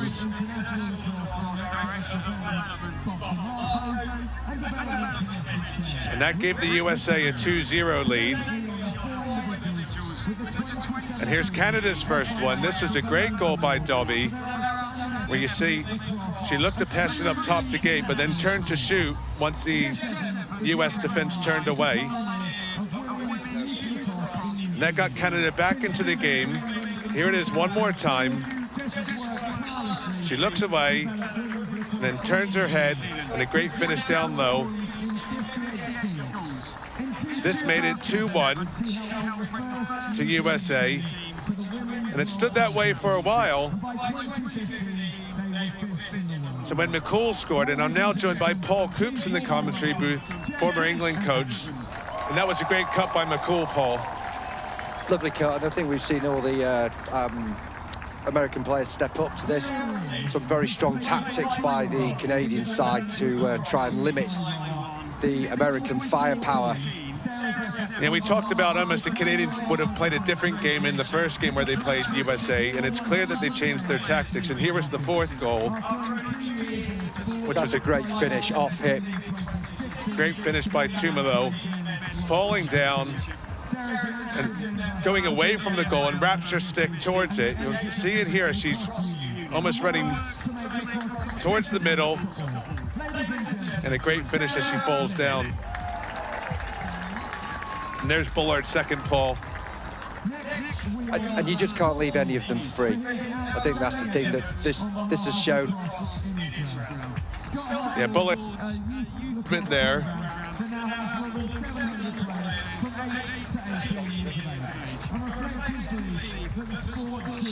Goal lead for the USA. Canada is still very much in this. Yeah, definitely we are. We just got to tighten up our stick skills a little bit, value the ball. So we're making the first play, but we're not following it with the second play. We've had our chances to to score. We just gotta bury our opportunities. Just 30 minutes away from making history, Canada women winning their first ever gold medal. It will be something pretty special for them. Yeah, definitely will. We have 30 minutes of hard work ahead of us that we got to leave it all in the field and give it all we got. And is this rain affecting in the way you thought it would be? No, it's sloppy for both teams. We can't have any excuses. We just got to battle through and fight through and play our style of lacrosse. And any key words in that team talk over there we should know? Just stay focused, and play our game. We just got to tighten some things up, execute, look, and try to make the second play. Stay focused. The words of Scott Teeter, head coach of Canada. Yeah, you see Scott Teeter talking about the handling. They had a bit of loose handling trying to clear the ball, which meant that USA had a lot of early pressure and basically had the ball the whole time in the first half. Yes, but it wasn't just Canada with some loose handling. I think we saw America there also having some mishandles. I think that's down to the weather. It is cold for this time of year, and the rain will certainly affect their the stick handle. Yeah, the leathers on their sticks almost tighten up a bit when the rain comes, so then difficult to handle the ball.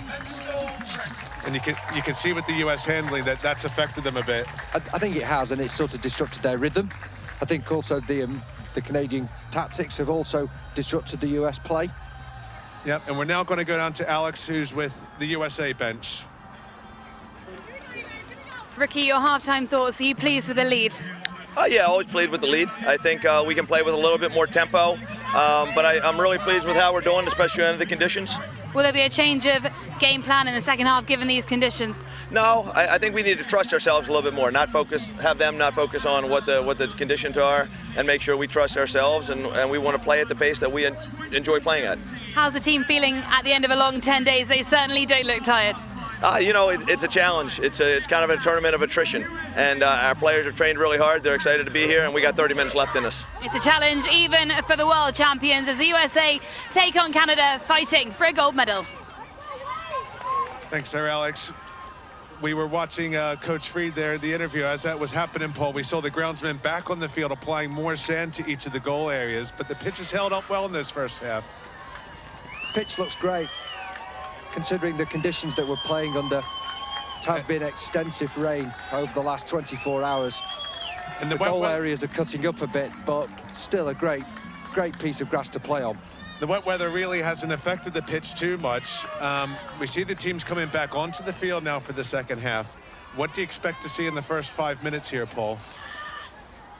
I expect to see the USA coming out really strong, but I expect more of the same tactics from Canada. They're trying to condense the game. They're trying to limit the amount of time that the US has the ball, and when they do, their defense has been very, very, very competent. Yeah, and as we approach the second half, what we've seen in the tournament so far is teams like Canada and Australia and England have been really competitive for about a half a play, 30 minutes, 35 minutes. But as the game wears on, the USA tends to pull away. And we see a bit of gamesmanship here by the Canadians. They've called a stick check on Devin Wills before we start the game. And while we wait for that, interesting way, because they brought the stick to the side of the field, and the officials have said the stick's perfectly fine, and the USA with a very cynical cheer. And again, that's perfectly legal call by the coaches to request that. Yeah, and I think that's a way maybe to try and get the ball straight away from the restart. No harm in that. But it was a bit of a sarcastic cheer from the US fans. So here we go, ready to restart with Dobby in the middle. She's against Carey from USA. Second half of this year's 2017 Women's Lacrosse World Cup. Dobby's got the ball off the draw. Does a bit of a swim move over McCool there, or sorry, Tumalo, but loses it. Throws the same move again. Shows fantastic wrist strength to be able to do that with a women's lacrosse stick. And Canada with their first attack. Jimerson's got it. Foot drops the ball. Wills comes out to double team. And that's great defense by Mercer. Foot not the quickest player, so Wills was able to double team. And Fantastic defense. Wales I is think going to that's restart with it. I think that's also great technique, Dave, where didn't commit a foul. Yeah, they just stood there, used their bodies. So Foot's chasing Wills there. She's happy with that pressure. She runs through the middle, gets the ball to Mercer.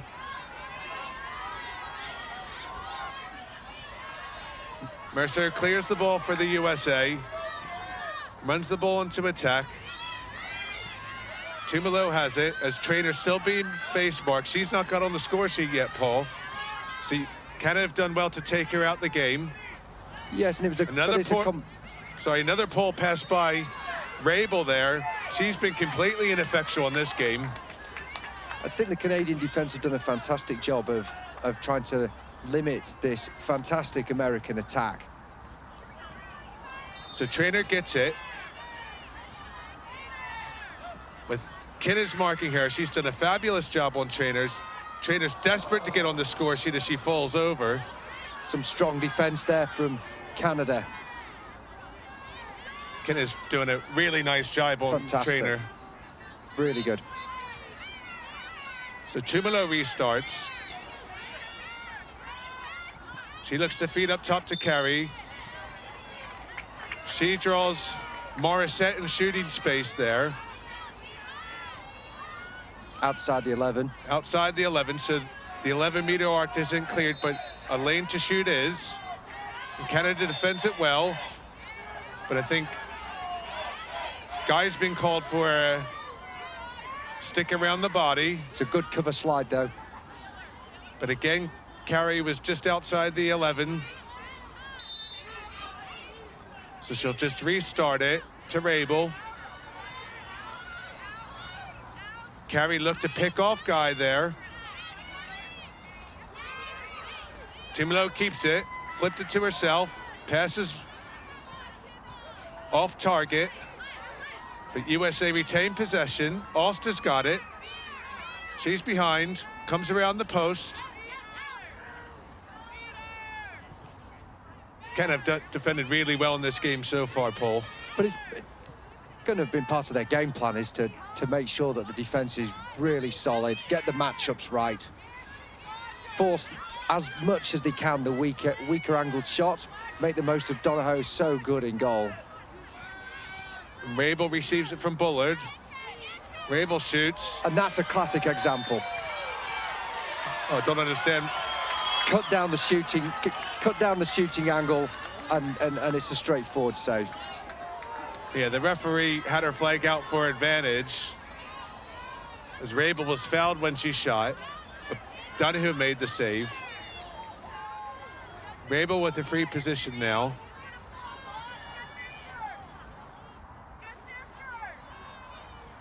Waiting for the officials to start. They need to clear that 11-meter space. And that was a dangerous shot. And we're going to have Rabel go off. That's going to be the yellow card. She shot right at the head of Sutton there. She spent a lot of time this World Cup in the sin bin. She was off against USA or England a few times in the semifinal. But surprise Coach Reid has her on the pitch so much. So some fantastic defense again from Canada. And they're going to have to do this for the next 25 minutes to keep themselves in this game. But they've got a real advantage here now, Paul, because they've got a player advantage for 2 minutes as they bring the ball across. Chance for Canada to eat into that 4-goal lead of USA. Jimerson's got it behind. Now Canada going to work their player advantage play. As Gate cuts through. Evans has got it now. She's had a strong game in defense for Canada, but a real effective attacking player, but really not had the opportunity thus far. So had her work cut out at the back. So Jimerson's got it, looking to feed the Canadian cutters. Kinna steps in, tries to draw shooting space, wild shot. And Mercer with another great defensive play backing up the shot, so USA will get the ball now. That's a good opportunity for Canada. Good opportunity on that shot there. Canada now going to pressure the American clear because they have the player advantage. And as you mentioned earlier, Dave, you're wondering whether these chances that Canada are missing, they're going to suffer result-wise on that. Yeah, even though the shot count for USA has really been significantly in their favor, the shots really haven't been on target. Donahue really not had a lot to do in the goal. No, and that comes down to her presence, such a strong goalkeeper, forces people to shoot for the corners, but also the defensive work that the Canadians have put in, where they've been really pushing hard to make sure that the US don't have a straightforward shot. And Wills with a great pass there to Mercer. Mercer, unbelievable defender, using her athleticism to get in and shoot. It was a deflection on the shot.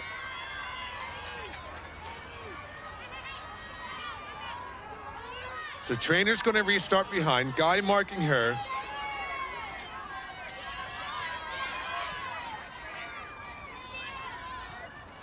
USA still down one player. It looks like they're back to full strength now. As Cummings has the ball to Tumalo.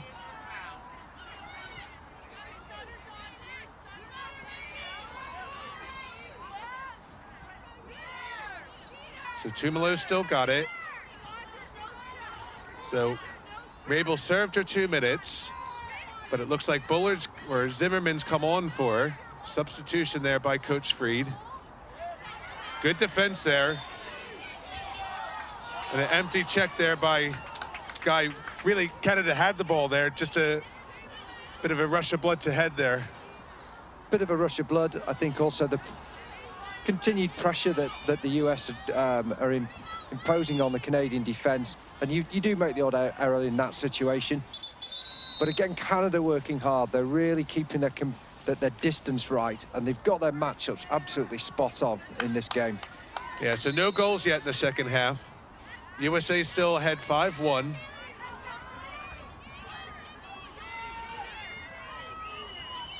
Attack with Zimmerman. She gets it across to Schwartzman. She drives against Guy. Morissette defending Zimmerman now. Good defense there, but push called. Really used her strength there and sent Zimmerman backwards. She did. So she steps in. Griffin drops it. Another empty stick check. Can't check the stick unless the ball's in it. So just mistimed the tackle there, Paul. I think Sutton was there expecting the ball to be picked up. Yeah, it's almost because Griffin missed the scoop. But that's why that check came in. Another strong push there by Guy. Morissette's there. Good step in. And that was a great goal by Zimmerman. Just caught Morissette off balance. And it's a great step. I mean, we'll see when the replay comes up. She had a good hard step to her left and then snuck into her right, which sent Morissette the wrong way. That was a great finish. It got USA back on the scoreboard this half. And the USA taken fans, nearly 9 minutes to get to that. So here we are. Zimmerman's got it, and you see she plants there and goes, and that was a great move and a great finish off stick side. And Morissette had taken steps to her left-hand side as a half cover. Tried to make ground back across and got caught. So a great change of direction here. She plants left, boom, and goes, and a great finish. Off stick side. In the top corner. So we restart with Dobby and Cummings. And Cummings comes away with it. Again, she's won so much possession in the midfield for USA. She feeds McCool, who's another shot off the crossbar. Good pass there by Cummings to find McCool. USA retrieved the shot. Goal scorer Zimmerman against Morissette again. She might like this matchup, Paul. But it's Schwartzman that goes against Guy. A bit of a mishandle by McCool. Gates marking her. Schwartzman again, she feeds Trainer. And again, some sloppy play on the ground balls. I think it's just in the area where it's beginning to cut up a little bit. And because of that, I think Canada were expecting to come up with the ball, so we're out of position, but it just left McCool wide open in front to score another quick goal. The quick goal, I think, is important here. I think Canada just have switched off. And this is what we talked about at halftime. A lot of these teams that USA have come up against have been really competitive for about a half, 35 minutes, and then USA gradually basically gets the scoreboard ticking over. They do, and once that happens, it's very, very difficult to come back against them. And they get their stick skills pick up speed, they pick up speed, and they really get on a roll. I mean, it's going to take a massive effort for Canada to come back from this deficit, with USA leading 7-1 with 20 minutes and 30 seconds to go. And Scott Teeter recognized that by calling a timeout. And he'll be going there and asking his players to up their game, I think. I think he's going to want to see the defense maybe take a yard further out. I think he's going to want to see his attack players actually start to create some shooting opportunities when they do gain possession. Yeah, Canada really haven't seen a lot of the ball in the attacking area for them. So they've not had many shots, not many opportunities. And do you think we'll see Canada extend the pressure on the US to try and win the ball back when US has it? I think it's a fine balance. I think you've got to make sure that the scoreboard doesn't run away with you. And one of the things about exerting more pressure does leave yourself a bit more open. So I think there's a fine balance here that he's got to consider. I don't think it's going to happen just yet. I think that it is inevitably going to happen, but possibly not for another 5 minutes. But it is a real difficult decision for him, because with 20 minutes to go and down by 6, he really has to manage that time left. So he gets the instruction to his team at exactly the right time, so that scoreboard doesn't run away from them, but so they actually leave enough time for them to try and get back into the game to put the pressure on the US attack. Absolutely, and he's going to be looking for his main players to listen carefully to the instructions from the side. He'll have told them what he's expecting and when he's going to consider doing things and the calls he's going to make. So the US are first on the field after the timeout. You can tell they feel a bit more relaxed after it was a pretty tense first half for them, pretty close game.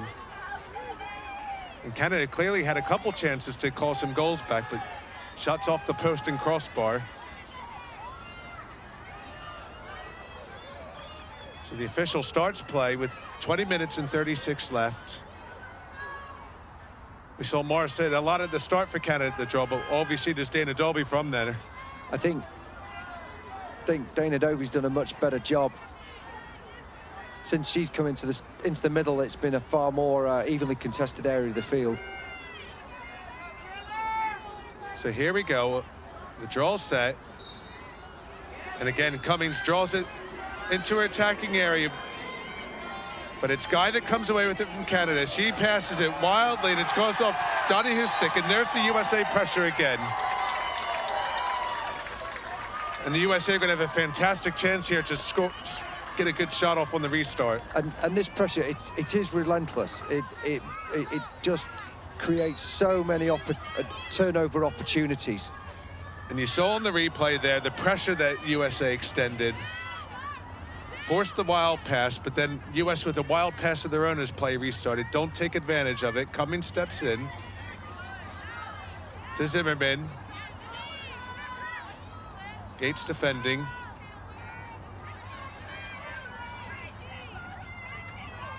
And a great step by McCool there, stepping around a defender. And we've got time here. It looks like McCool's going off for 2 minutes, Paul. Another dangerous shot. Dangerous shot. I thought initially that might have been for the Canadian defensive tackle. Yeah, but the follow-through clipped the Canadian defender. Couldn't see who it was that went down. It might have been Evans. We'll see. We'll know when the official restarts the play. So what happened, Paul, is a simultaneous foul. So the referee had their flag out for a Canadian foul, which is the one you saw, but then the dangerous follow through by McCool meant it's a simultaneous foul. And here's the replay. You see her shoot and the stick squarely on top of Evans' head there. So she's off for 2 minutes.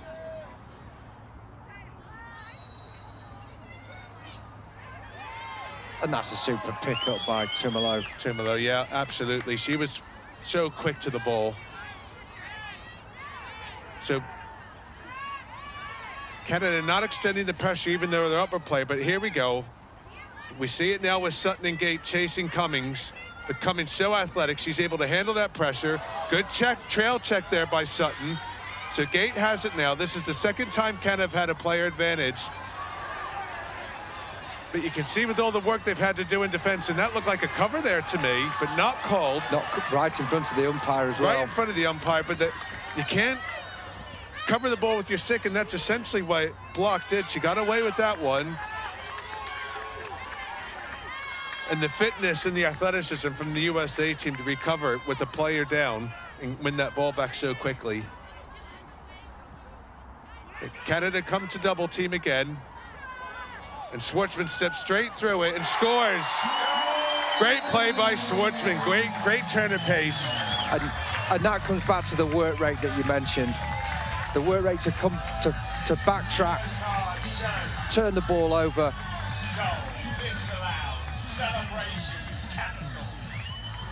Well, and it looks like we've got Sutton, Paul, who's gone off to the field. I think she's been given a yellow card for unsportsmanlike conduct. Goal was given. So USA score a player down. And here's Schwartzman steps right in between the two Canadian defenders there, Paul, using her space. Great speed. Using her pace. Now it's 6 against 6, and because that yellow card happened after the whistle, USA automatically start with the ball.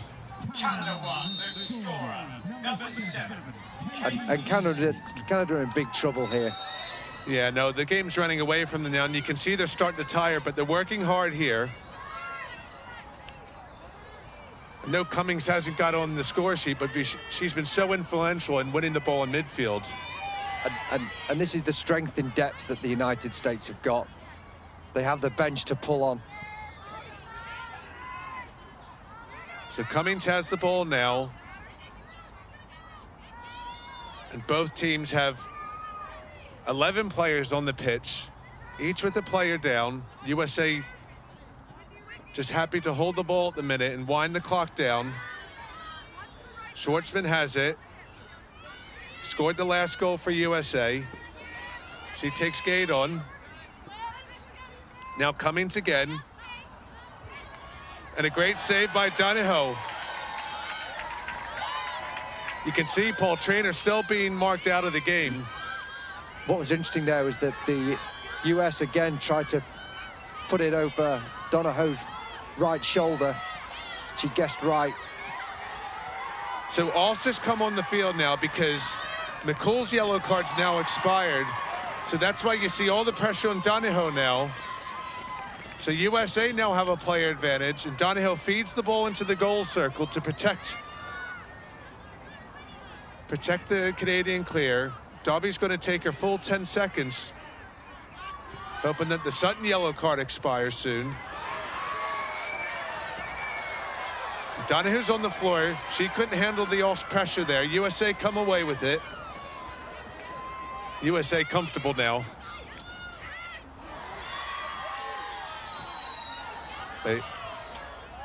Guy with a good interception there. And Cummings fouls her. Canada have done well to wind this penalty down. Yeah, they were using the 10 seconds you're allowed in the crease to try and get some of that time down. And I think possibly Guy there just taking her time to get up so our players have a little bit of a rest, Paul. Compose themselves, get some air in the lungs. and they've done well here. Yep, They've got some space. Evans full of running still, 4v3. She steps around. Good defense. Great defense. That was a deflection on the shot. Canada's going to keep the ball. Here we see the shot here. And it's at Mercer again. Outstanding defense. We restart play. Dubby comes into the middle of the field. We're back to full strength. 12 against 12.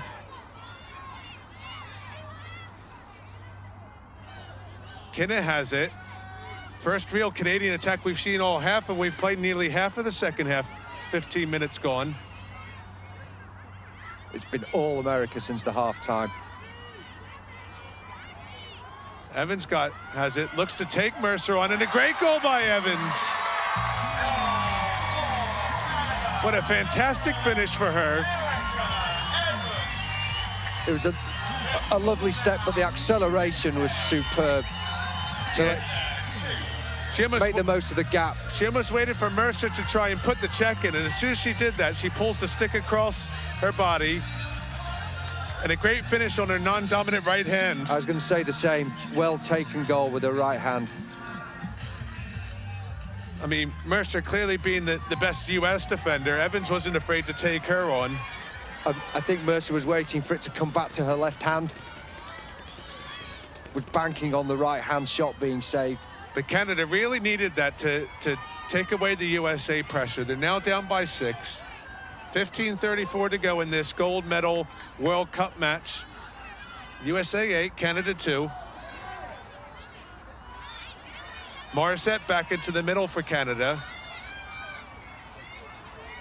Be interested to see if they come up with the draw here, Paul.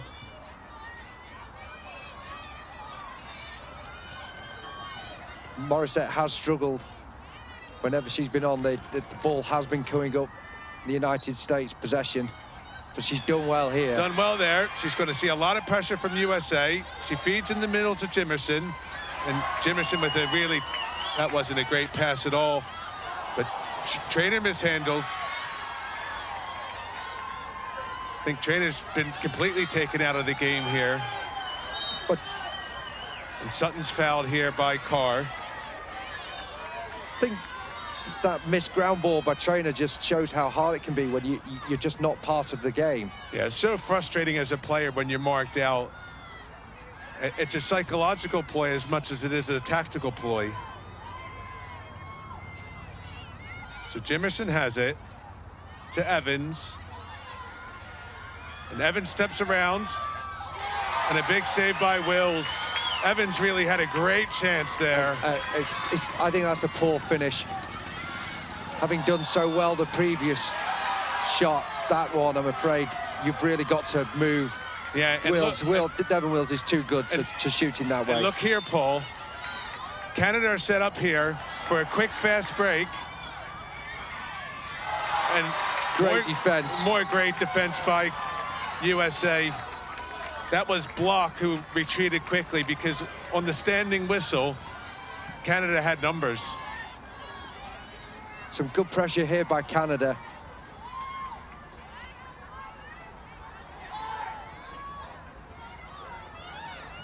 So the officials have spotted a foul on the shot there. So it's a free position. Great chance here for Jimerson.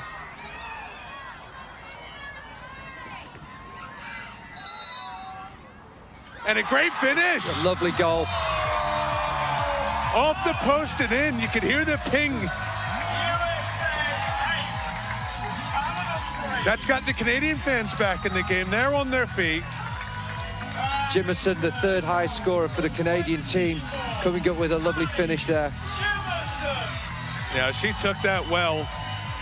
Wills really had no chance. The most difficult shot to stop for a goalkeeper is right on the hip there, as we see, Paul. Lovely finish. And you see from behind the shot placement, steps in, off the post and in. Wills was never going to get to that one. But that's a tough angle to shoot from as well. So it's USA 8, Canada 3. And Canada have just weathered the storm and have they just started to turn the ship round? We'll see. We'll see. As the rain comes back to Surrey Sports Park.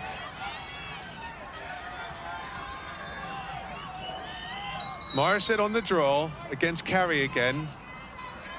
We saw Bullard come around to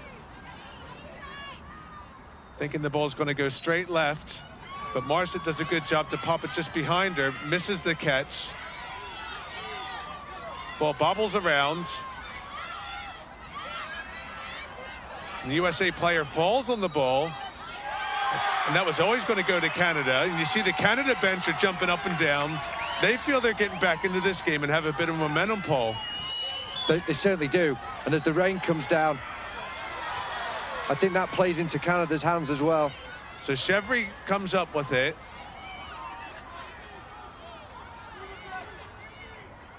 "13 minutes to go.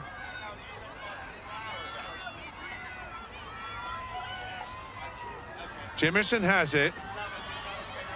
Flips the ball to Evans. She steps in, feeds to Gate. Gate mishandles. A lot of pressure there. And that was good scramble defense by USA to draw the foul. That was Carr. The US worked hard to get the ball down on the floor there. Pretty good opportunity for Canada, but just missed the pass. That was Gate that dropped it. She was free there. She was. Awesome. As Jimerson fouls Carr.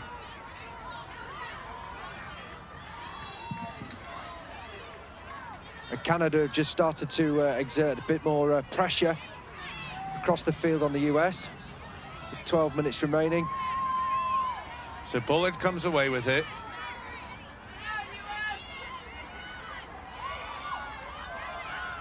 Carey's got it against Sutton. Canada's still in a man-to-man defense. Bullard has it up top. Canadian fans giving the defense cheers, trying to get a Canada stop.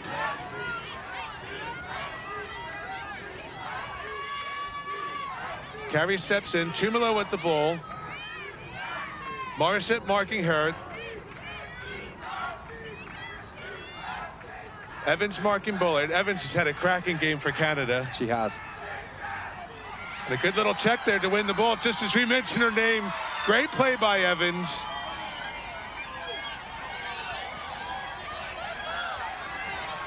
She's being trapped here by US, but pushed by Carey right in front of us.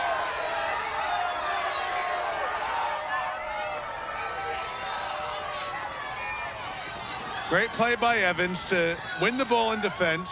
She drew the foul. Morissette has it now. She's going to run through that USA pressure. Canada has it. 10.5 minutes to go in this World Cup final. And at this time, Canada seem to be containing the US. US aren't getting away from them, which we thought might happen. Yeah, they've really responded. Morissette now cuts free. She steps in, feeds to Jimerson. Jimerson pulls the ball out, up to Kenna.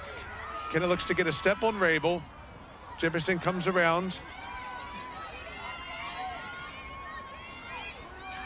Mercer's defending her. Really tough to beat Mercer. I think this is a good matchup here for Canada as Kenna's against Rabel. But she decides to feed Morissette. Jimerson steps in, steps around, and a great goal! Oh, what a play. She took it well. She had a lot to do there, Paul. 2 defenders to beat on the goal.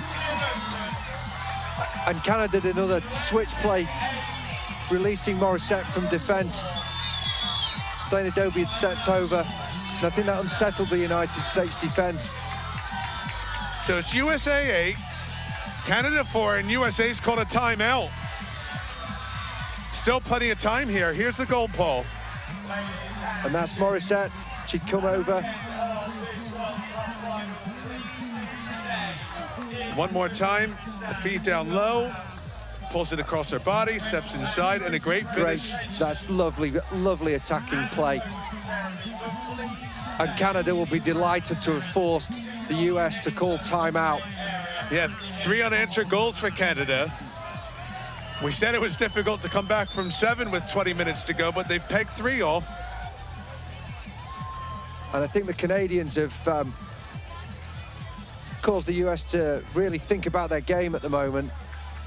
So we talked about, Paul, pretty much with 20 minutes to go, and Canada were in a 7-goal hole. What's Scott Teeter telling them now with just under 10 to go and only a 4-goal deficit? I think the Canadians will be considering about how they've got themselves back into this position. I think that they're going to talk about how their defense is going to stay solid, make sure they get their matchups right. I think that what we've seen is a far more direct Canadian play when they've had the ball. They've used their athleticism through midfield, especially Evans on the ball. And we thought Canada was beginning to show some legs as USA extended their lead to 7, but they've really found something in the tank to get them back in with scoring these 3 goals. The other interesting thing I saw was how calm Coach Freed was in the huddle. Normally when the going gets tough, he gets quite animated. He does. I think the Canadians have been holding back some of their energy for this point in the game. Now's the time for them to up the ante. A change at the draw now, because Cummings has come back in for carry, because Morissette's won the last few to get Canada back in the game. So it'll be interesting to see where the ball goes here. As the game draws to a close, the fans really got behind their teams as the teams came out from that timeout. Ball goes up to Morissette. Good time check there, but Morissette's got it. Does well to come away from the USA pressure. And that's great stick skills. Oh, but misses the pass. Commentator's curse. But she's able to retrieve it again. As it was blocked that fouled her. Morissette's down on the floor. She's very slow to get up. So you see here, scramble for the ball with Sutton. And it was the way that block stick came up, and it almost looked like it hit her square in the face there, Paul. It did. But she's okay to continue. Sutton brings the ball across. Jimerson's got it. And after having no possession all in this game, really, for the last 5 minutes, it's been all Canada. It has been all Canada. And as you pointed out, 3-goal run by the Canadians, asking the questions of the United States. Absolutely. So Canada spreads the field wide, and you saw Dobie step over to send Morrison free. And Gate misses it again. She's really got to catch that ball. A good handle. But Canada retrieve it. But good defense there by Doughty. And we're seeing this change-up play between Dobie and Morissette again. Oh, off the crossbar again. How unlucky. We see Canada try to use that restraining line to send players free in the first half. They've done it well in the last few minutes. And this Canadian pressure, here's the replay. Off the crossbar, and it bounced straight down, Paul. And the US really aren't reading this switch-up play between Dobie and Morissette at all. And they're not communicating in their defense.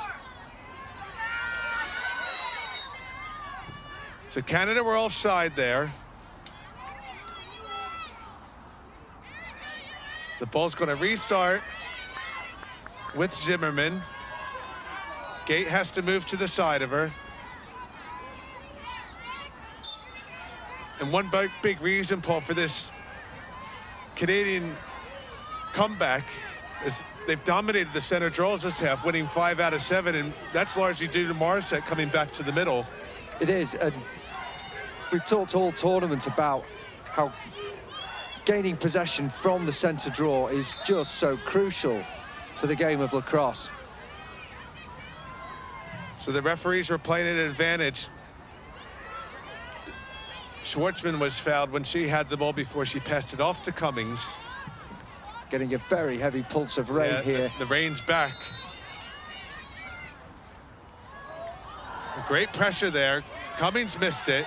She feels she was hit on the head there. And a good stop by Canada. Evans goes to collect the ball.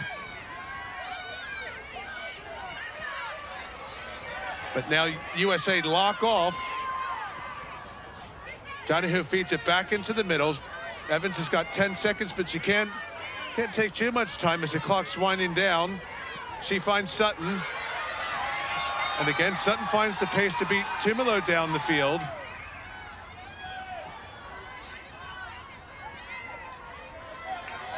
Good clearing by Canada. And really, Canada has come back into the game. We thought they were dead and buried.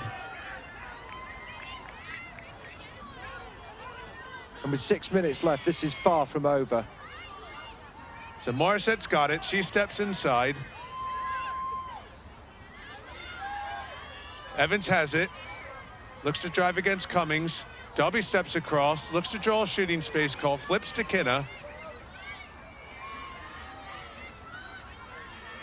Earlier today, we saw England beat Australia in the bronze medal match. But this is the gold medal match, and a good save by Wills there. That's a good down low shot, but really had a good angle. Thought it was going to maybe nearly squirt through there, because Wills didn't know where it was when she stopped it, but it was right at her feet. I think Wills would back herself on that angle of shot. So USA really can take the time here. That without any pressure here, Wills can sit there for the rest of the game. Of course, we wouldn't want to see that. I certainly wouldn't put it past her. So at a World Cup final, yeah, you with see 5 minutes left and you're 4 up. You see Canada, Scott Teeter waving his arms frantically to put pressure on USA here. Here comes the doubles up the field. Good catch there by Zimmerman. So USA, 4:45 left. Canada really need to extend the pressure now. They need the ball back. They really do, and we're looking, as you can see, the defenders are now outside the 15-meter line, whereas before they've been camped out on that 11. You can see the foot marks. So Zimmerman's got the ball against Morissette. And the double's coming. Yep, Guy's going to look to double team, so there's going to be a free American player. Zimmerman steps around the double team. Donahue's out of the goal. Donahue is out the goal, and that's a risky take. And the USA just showing far too much pace there for the Canadian defence on the press. So USA get a goal back. They're up by 5 again.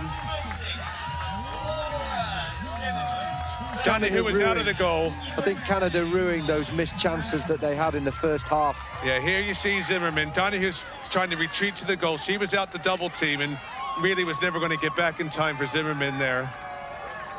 No, there's a lot of room in the middle, and goalie's backtracking to her own goal.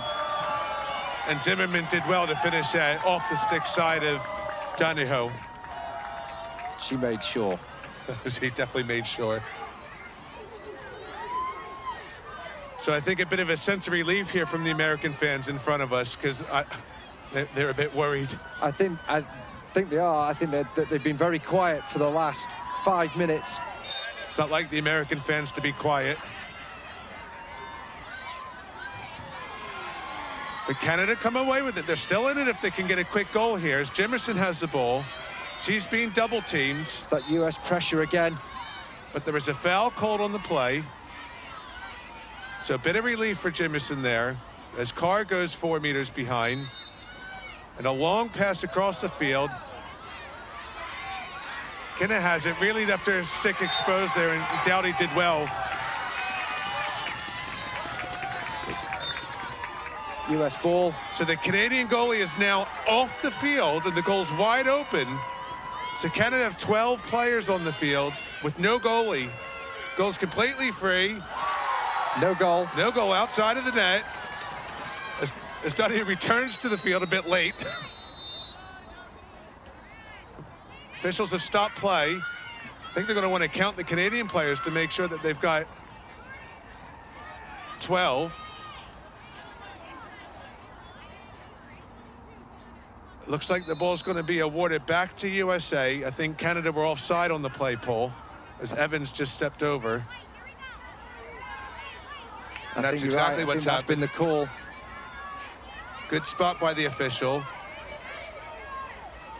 And Donahue, I saw the corner of my eye, she was supposed to stand on the whistle. She was behind the goal, and she's just snuck in front to take her position back up in front. Clever play by her to get the goal covered.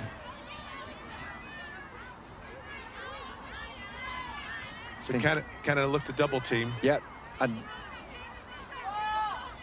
Donahue's out the goal again. 2:40 left. USA comfortable now.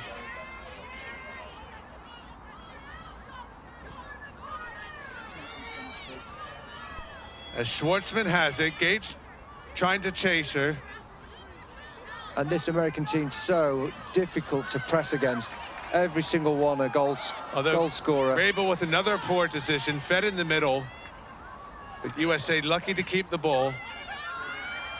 And there's Bullard again. And what a great finish by her. Bullard scored 3 goals coming into this tournament. And 3 goals in the final. Has been outstanding for the United States. Well, USA have needed her goals because Traynor hasn't got on the score sheet at all. She's been off the field now for most of the second half.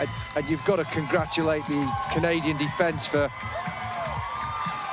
the way that they have dealt with Traynor. And USA are home and dry now. They're going to win their 8th World Cup. They are. But even with the stop clock, I can't see Canada coming back into this match now. But a great performance by Canada. They've really hung tough here. And against this superbly powerful United States team.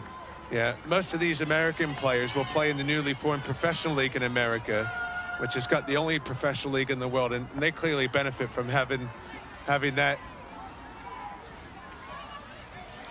They do, and as we've said throughout this tournament, it is so difficult to tie this US team down. There's threats all over the field. So just over 2 minutes to go.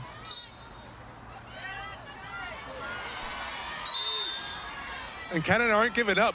Great win by Guy there on the draw. Foul by USA as she was hit into the body. Just under 2 to play. In the last game of the World Cup. Evans has it. And Evans has been a star for Canada today. In a way, as the game closes, Paul, we need to think about player of the match. She's certainly been the one from Canada. I completely agree. And player of the match, anyone that spring to mind for USA? I think we've as we mentioned, Sarah Bullard has been superb. And a consolation goal there for Canada as Evans scored another. I mean, she's been absolutely outstanding.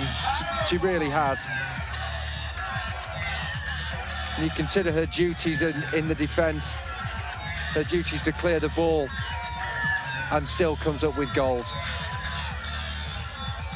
So we were talking about player of the match, and the USA players that spring to mind. Bullard's had the hat-trick. Anyone else for you, Paul?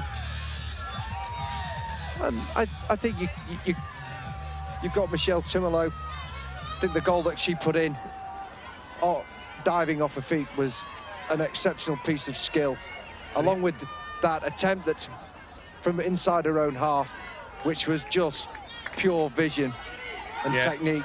We saw Evans, a great step around carry there on the replay. Great finish by her. And you mentioned Carey, she's just been a rock at the back for the United States. So Morissette and Carey on the draw. I think we can't forget Taylor Cummings. She's not got on the score sheet, but controlled a lot of the possession that USA had earlier in the game.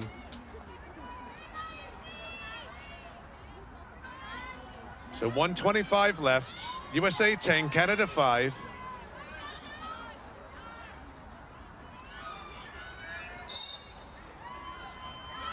Carey comes away with it. You just mentioned her, Paul. She draws the foul.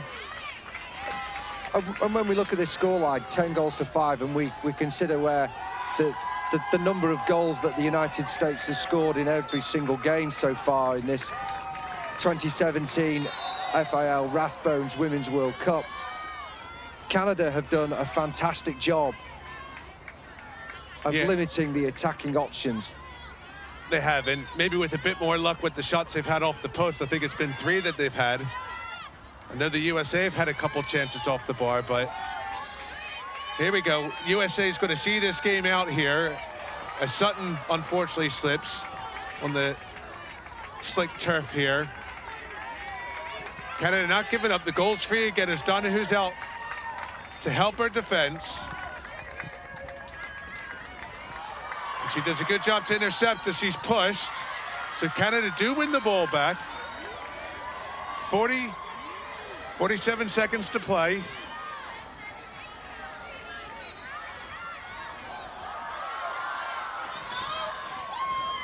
She loses it momentarily, gets the ball to Guy. She launches it downfield. Doughty's first to it. Great pickup by her as Jimison wasn't ready for it. 30 seconds left. And the USA fans are on their feet. They know they've got the win now. I mean, really a well-deserved World Cup win for USA. They have been the class team here in the tournament. They have been an absolute machine. So difficult to play against. And as you've mentioned, some of the opposition have worked hard and maybe had half an hour of running with them, but over the course of 60 minutes. Yeah, and the last few seconds, and you see the USA onto the field. The winners of the 2017 Rathbones World Cup. USA 10, Canada 5. Not quite the excitement we had in the bronze medal match, but it was still a great game to watch here. I think we saw some excellent tactics by Canada to come up with a way to limit this free-scoring USA team. Yeah, they had the game plan to work. They had the perfect game plan, and for the most part, they executed, but you've got such fine margins with the risks that you take in this game, with the chances that they had, and they just missed a few of those chances. They did, and that would have just kept the pressure on the United States. They'd have taken those chances.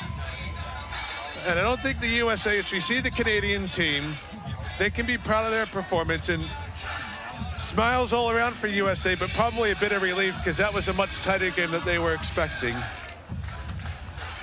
I think you're right. But the United States will be delighted when it comes to knockout. To a degree, it only takes the 1 goal to win. Only takes the 1 goal to win, and we saw that with England's bronze medal win over Australia. That was a great result for them. Superb result for the English. But we can't forget the USA. They've been the dominant team in this World Cup. But a great final. And superb athleticism and skill on show in some very difficult conditions.